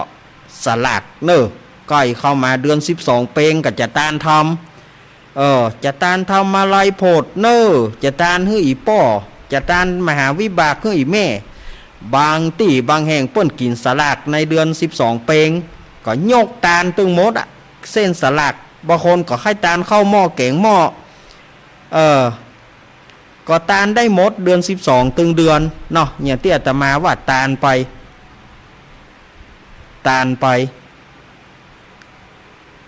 จนถึงเดือน12ออกค่ำจนถึงเดือน12ดับนี่นะพอเดือน12ดับแล้วยมมาบาลเพื่อจะมาละเจ้าเป็นอะไรตายโดนใบก้อนเหลือง ไปโดนอย่างใบก้อนเหลืองพุ่นน่ะป่าสอแต่ก่อนนี้ป่าสออาสนะจินดาเป็น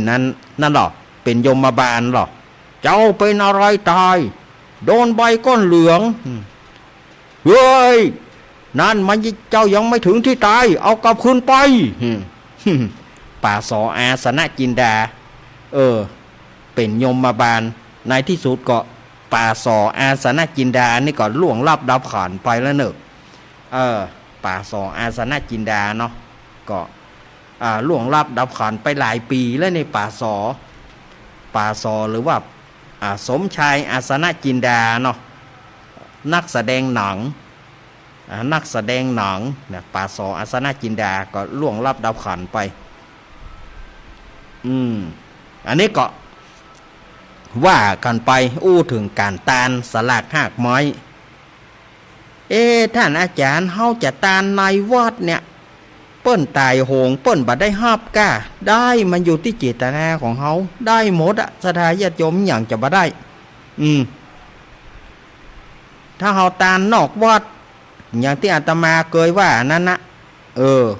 วัดอยู่กับไอ้หน้าวัดเป็นถนนเนี่ยมันก็บ่คุ้มค่านะรถมาเสยทุกเจ้าเหรอก็หนังหั่นมันจะว่าทุกเจ้าหนังหั่นมันจะว่าหรอทุกเจ้าหนังหั่นรถหลีกมันจะว่าหรอไผเคขึ้นมาหนังนี่บาลีก็ต้มมาเนอะ ขนาดเปิ้นเป็นมหาเนาะขนาดเปิ้นเป็นมหาอย่างหลวงพ่อเจริญสุวัฒโนที่วัดสันปะคอยขนาดเปิ้นกุมเข้าบาทเนี่ยรถมันยังบ่เว้นตุลุงมหาเปิ้นมีนี่มันเดิมยังบ่เว้นเนี่ยยอกเฮือนหลวงพ่อมหาเจริญเลี้ยวขำตี10 กว่าปีแล้วนะวัดสันปะคอยเนาะหลวงพ่อมหาเจริญสุวัฒโนวัดสันปะคอยนี่แต่ก่อนประกาศจัดรายการวปท2นะหลวงพ่อเจริญเนี่ยหลวงพ่อมหาเจริญสุวัฒโนเป็นนักเทศนะมันยังบ่เว้นน่ะนักเทศ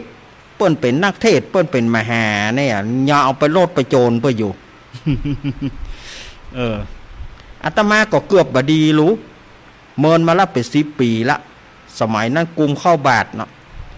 ทีนี้โยมเปิ้นก็ท่าใส่ปุถุปกว่ารถเก่งก็นึ่งผ่านมาแหละปุดกึดไปใจหายใจคว่ำหมดอะศรัทธาญาติโยมวิทย์อาตมายังเย็นสันหลังวาบน่ะเย็นสันหลังวาบปุดมันแถมน้อยเดียวคนที่เปิ้นมาใส่บาตรห้องอกห้องโอยสุ่มถ้าห้องถ้าตายนี่กูก็คือกูตายอย่างเดียวแต่กูไปจังใดมันได้แล้วแข้งขากูอ่อนหมด แข้งขากูอ่อนหมดแข้งขากูมีแห้งสู่บ่ท้ายโอ้ย XXL กันนะกูดึงบ่หลอดแน่วันนี้ปดยามหนาวนะศรัทธาญาติโยมสมัยนั้นเป็นยามหนาวแล้วเมียเหือแตกเหงื่อฟุ้งสะดุ้งล้ำไม่ว่าเนาะเนนเปิ้นตาบดีเฮาจะลีกเปิ้นมาย่อมว่านะมันจะเสยเฮาน่ะโธ่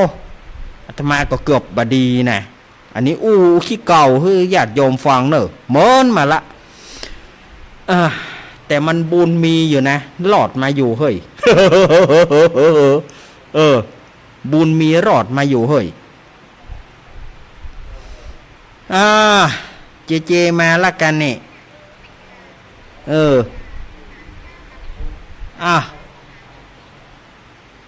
มาแล้วก็ถ้าเจมาก็เอาโทรศัพท์มากำนึถ้าบ่มาก็เลี้ยวไปนึเนาะศรัทธาญาติโยม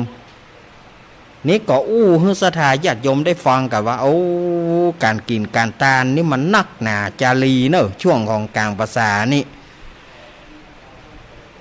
จากกลางภาษาแล้วก็จะมีการตักบาตรเทโวโรหณะจากเทโวโรหณะก็จะไปช่วงกฐินจากกฐินแล้วเป็นการตั้งธรรมจากตั้งธรรมแล้วก็เข้ากรรมลูกขมูลเข้ากรรมโสสาเข้ากรรมปริวาสตั้งธรรมหลวงตานเข้าใหม่ดูงานนี่บทศรัทธาญาติโยมเหยอีป้อยแม่เหยงานบอกว่าจะเป็นงานอย่างงานในช่วงออกภาษาไปกับช่วงกฐินนี่ต้องตานกันเพราะว่าในเวลาที่ตานกฐินก็เดือนเดียวบ่ได้ก็ต้องฟังตานกันละ ตานกันจนถึงเดือนหยี่เปงเดือนหยี่เปงบ้านใดบ่ได้ฮับกฐินก็จ้อยว่องอ่ะเนอะปีนี้วัดอาตมามีกฐินอยู่วันที่26พฤศจิกา26พฤศจิกาปีนี้กฐินเนอะเพราะกับ27ไปเดือนหยี่เปงแฮะ27ไปเดือนหยี่เปง26นั้นที่วัดอาตมาเนอะจะตานกฐินทอดกฐินอันนี้ก็แจ้งกับสถาญาติโยมตั้งหลายไผจะไปเหี่ยวไปแหวงกันก็ได้เนอะวันที่26พฤศจิกาจะไปห่วมทำบุญไปห่วมเอี่ยวกันก็ได้ไปเอี่ยวก็ได้เนอะไอ้หยังข้อความไอ้หยังโลโลเหี้ยเนี่ยเนาะอาตมาอ่านไม่ได้โยมจ๋าไม่ต้องยิงข้อความมานะอาตมาอ่านไม่ได้ อ่านไม่ได้แต่เท่อย่าเขาว่านะกินไม่ได้แต่เท่อาตมาอ่านไม่ได้แต่เท่พอมันมาเตื้อมันมาจะพอเต็มหัวมันงอดมันปล่อยมันได้นะเตื้อเฮาก็บ่ดีไข้หัวนะเขาก็ส่งข้อความมานะไม่ว่าเนาะตาเปิ้นบ่ดีบ่ส่งข้อความเขาถึงว่าโลส่งมาอยู่ว่าการตื้อตีเจลง บางทีก็คุณโชคดีจะได้รถกระบะ1 คันบอกว่าแน่จริงเอามาเลยบอกว่าแน่จริงเอามาเลยบางทีก็คุณได้แหวนทองคำว่ะบหานแหวนอย่าสักวงบหานรถสักกันสดาญาติโยมบางทีมันแม้นั่นนะคุณเป็นผู้โชคดีได้หยังได้ทองแท่งวะได้แหวนวะได้สร้อยคอวะได้รถเครื่องวะอัตมานะมันจ้างมานะบัดต้องมาเลยอยู่แม่เฮ้ยมาอย่างใดแล้วเฮาก็ตึงเอาไปเอาบ่ได้ บ่จ่ายก็เฮาได้แล้วสมมติว่าแน่จริงคือเฮามาเลยคนขับมันถึงลูกกับหัวจะแตกอะถ้ามันมีมันบ่ได้มาก็จ้อยว่องอยู่อย่างนั้นน่ะเอาเนาะเปิดสายสักสาย2 สายบ่เปิดสายสักสาย2 สายน่าจะดีกะหาเนาะก็เวลาแถมเหลือแถมนี่16 นาทีใครจะโทรหาอาตมาเปิดสายแล้วเนอะ089 214 0135ใครจะโทรหาอาตมาพ่องโทรมาเลยวันนี้อาตมาอู้นักไปหน่อยแกหาหั่นเจริญปอนยายพรร้องงัวแดงสั่นกำแพงเชียงใหม่มาละยายพรเด็กเจ้านะไม่ได้บ่นว่าบ้าคือบ้าน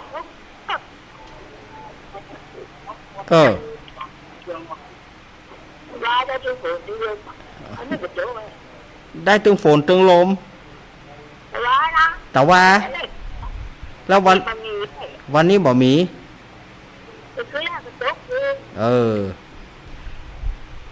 มันจะมาจบคืนหรือยังโอมตะบองห้ามบ่ฟองก็บ้าโอมตะบองสบายพ่องละครับดีแล้วเนอะยายพรเนอะ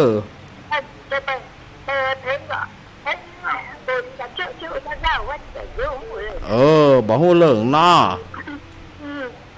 ยินดียายพรเนอะเจ้ายินดียายพรร้องงัว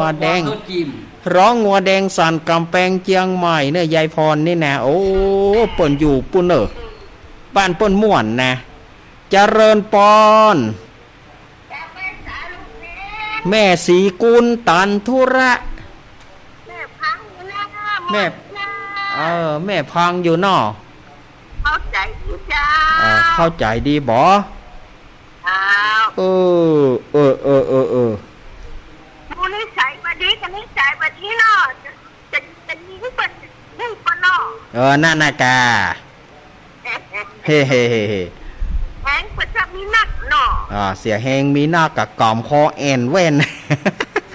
แน่นเนาะส่งคนมาไทยแล้ว ส่งได้ยอมเลี้ยวไอ้เฮ้ยบ้านมันจะโดนกอมแข่งฟาดหรอ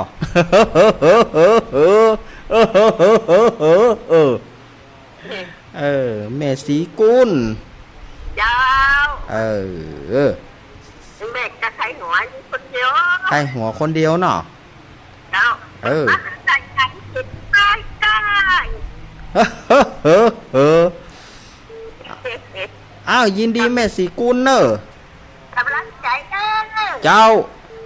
สาธุ เก็จิตเจ๊กำลังมาน่ะเจ้ามากำลังมานี่แม่เหยครับขอบคุณนังหนักดื้อหล่นไปแอบแหนมบ่มีแม่อันล้องห่วยครับฝ้าห้องขลึงไกลบ่มีตก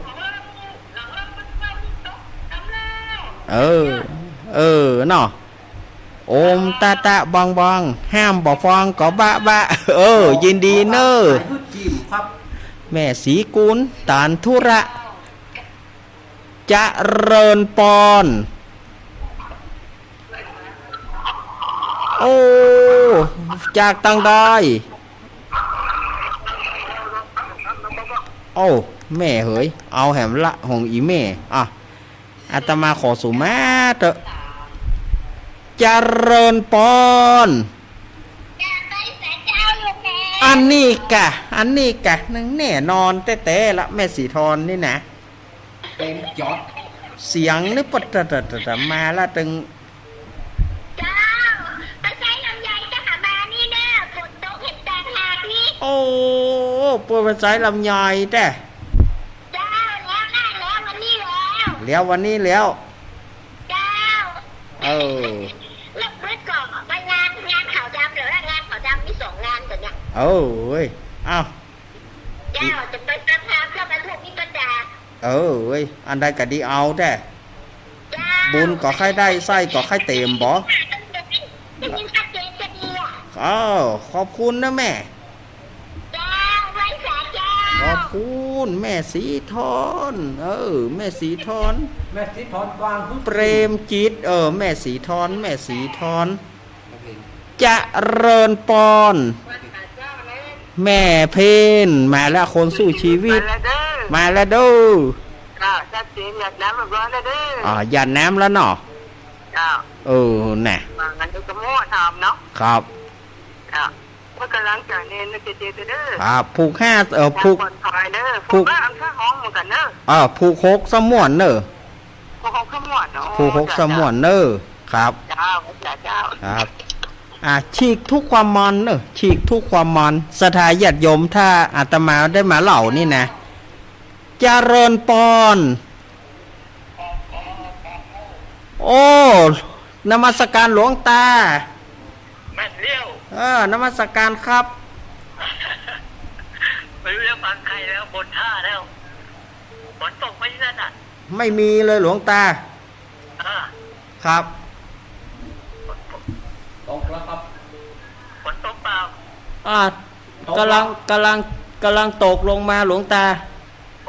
ที่นี่ไม่ตกละนี่ไม่ตกละก็ชั่วเลยครับ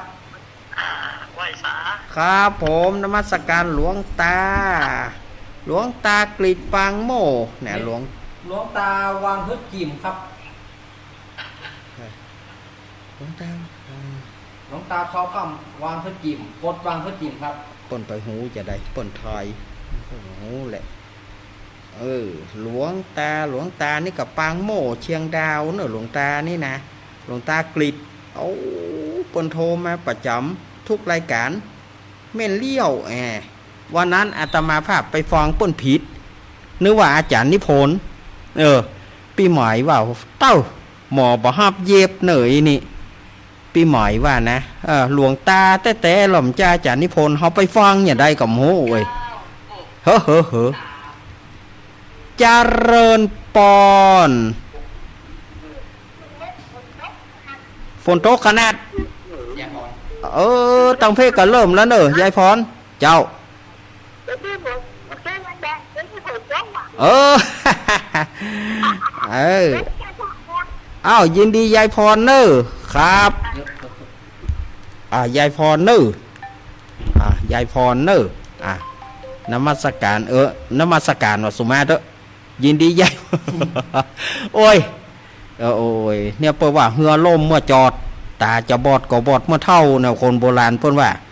ปอจะดีจบพะนะอันใดก็มันถูก เจริญปอน เจ้าไม่ตาเจ้า จาก การเรียนรับเจ้า จากตังใดแม่ อยู่อันย่อยเจ้าแม่สมบัติเจ้า แม่สมพัดแม่ย้อยสันไส้ เจ้าฟังอยู่เจ้า ฟังอยู่ ธรรมะขมวดดี โอ้อีแม่เสียงแม่ป้อย ดีแจ้แล้ว ใครเครียดเนาะ อาจารย์เคยหัวอยู่ห้องวันนี้ห้องไหนเคยรับ ฟังกันไปเตอะฟังกันไปเตอะครับ เจ้าเป็นกำลังใจให้อาจารย์เรียนรับนะเจ้า เอาขอบคุณแม่สมพัดเนอะ เจ้า สาธุแม่สมพัดเนอะแม่สุพิษมีไหน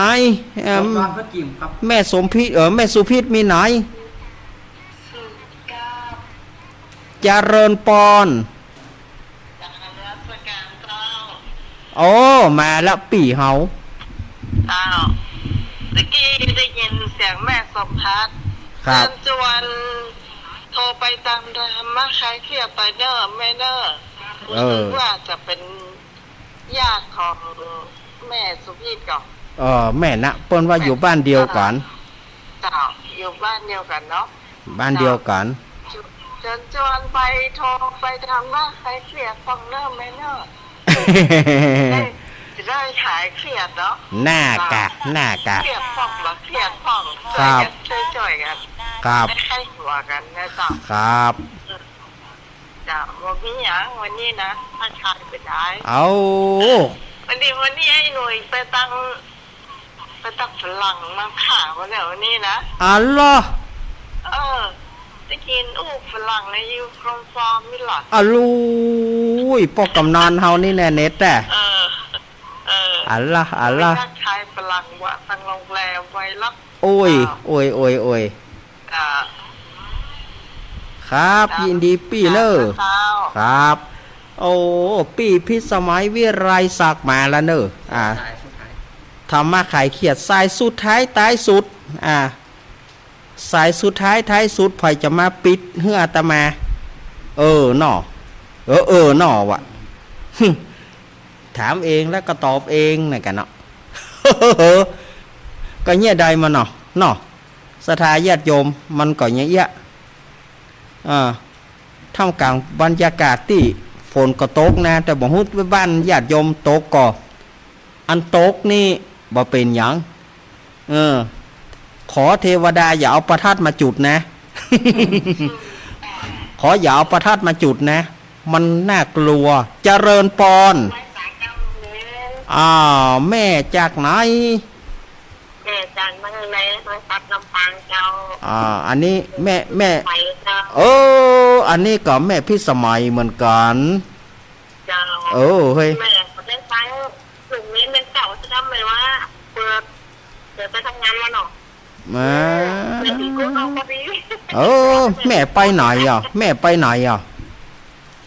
ตอนเจ้าแม่ไปกันประชุมอบรมคนพิการเนาะ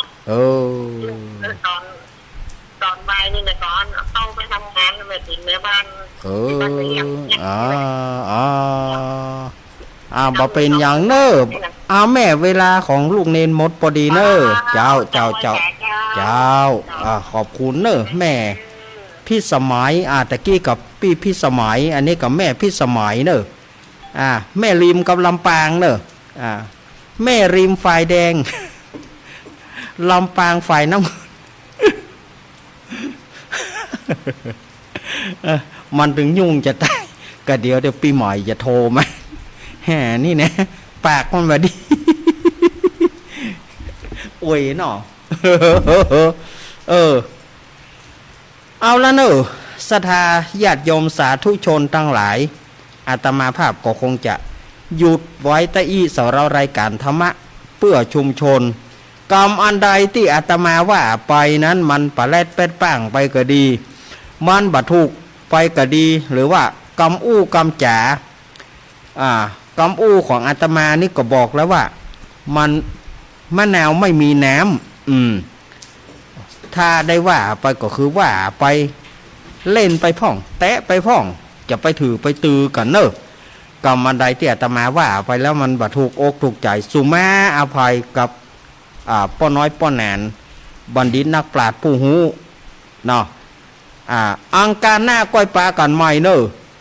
อังการนี้ขอศรัทธาญาติโยมอยู่ดีกินหวานตานต้อมเหมือนกันจุปูจุคนนั้นจุงจักมีจัตตาโรธรรมาวัฏันติอายุวโนสุขังพระลั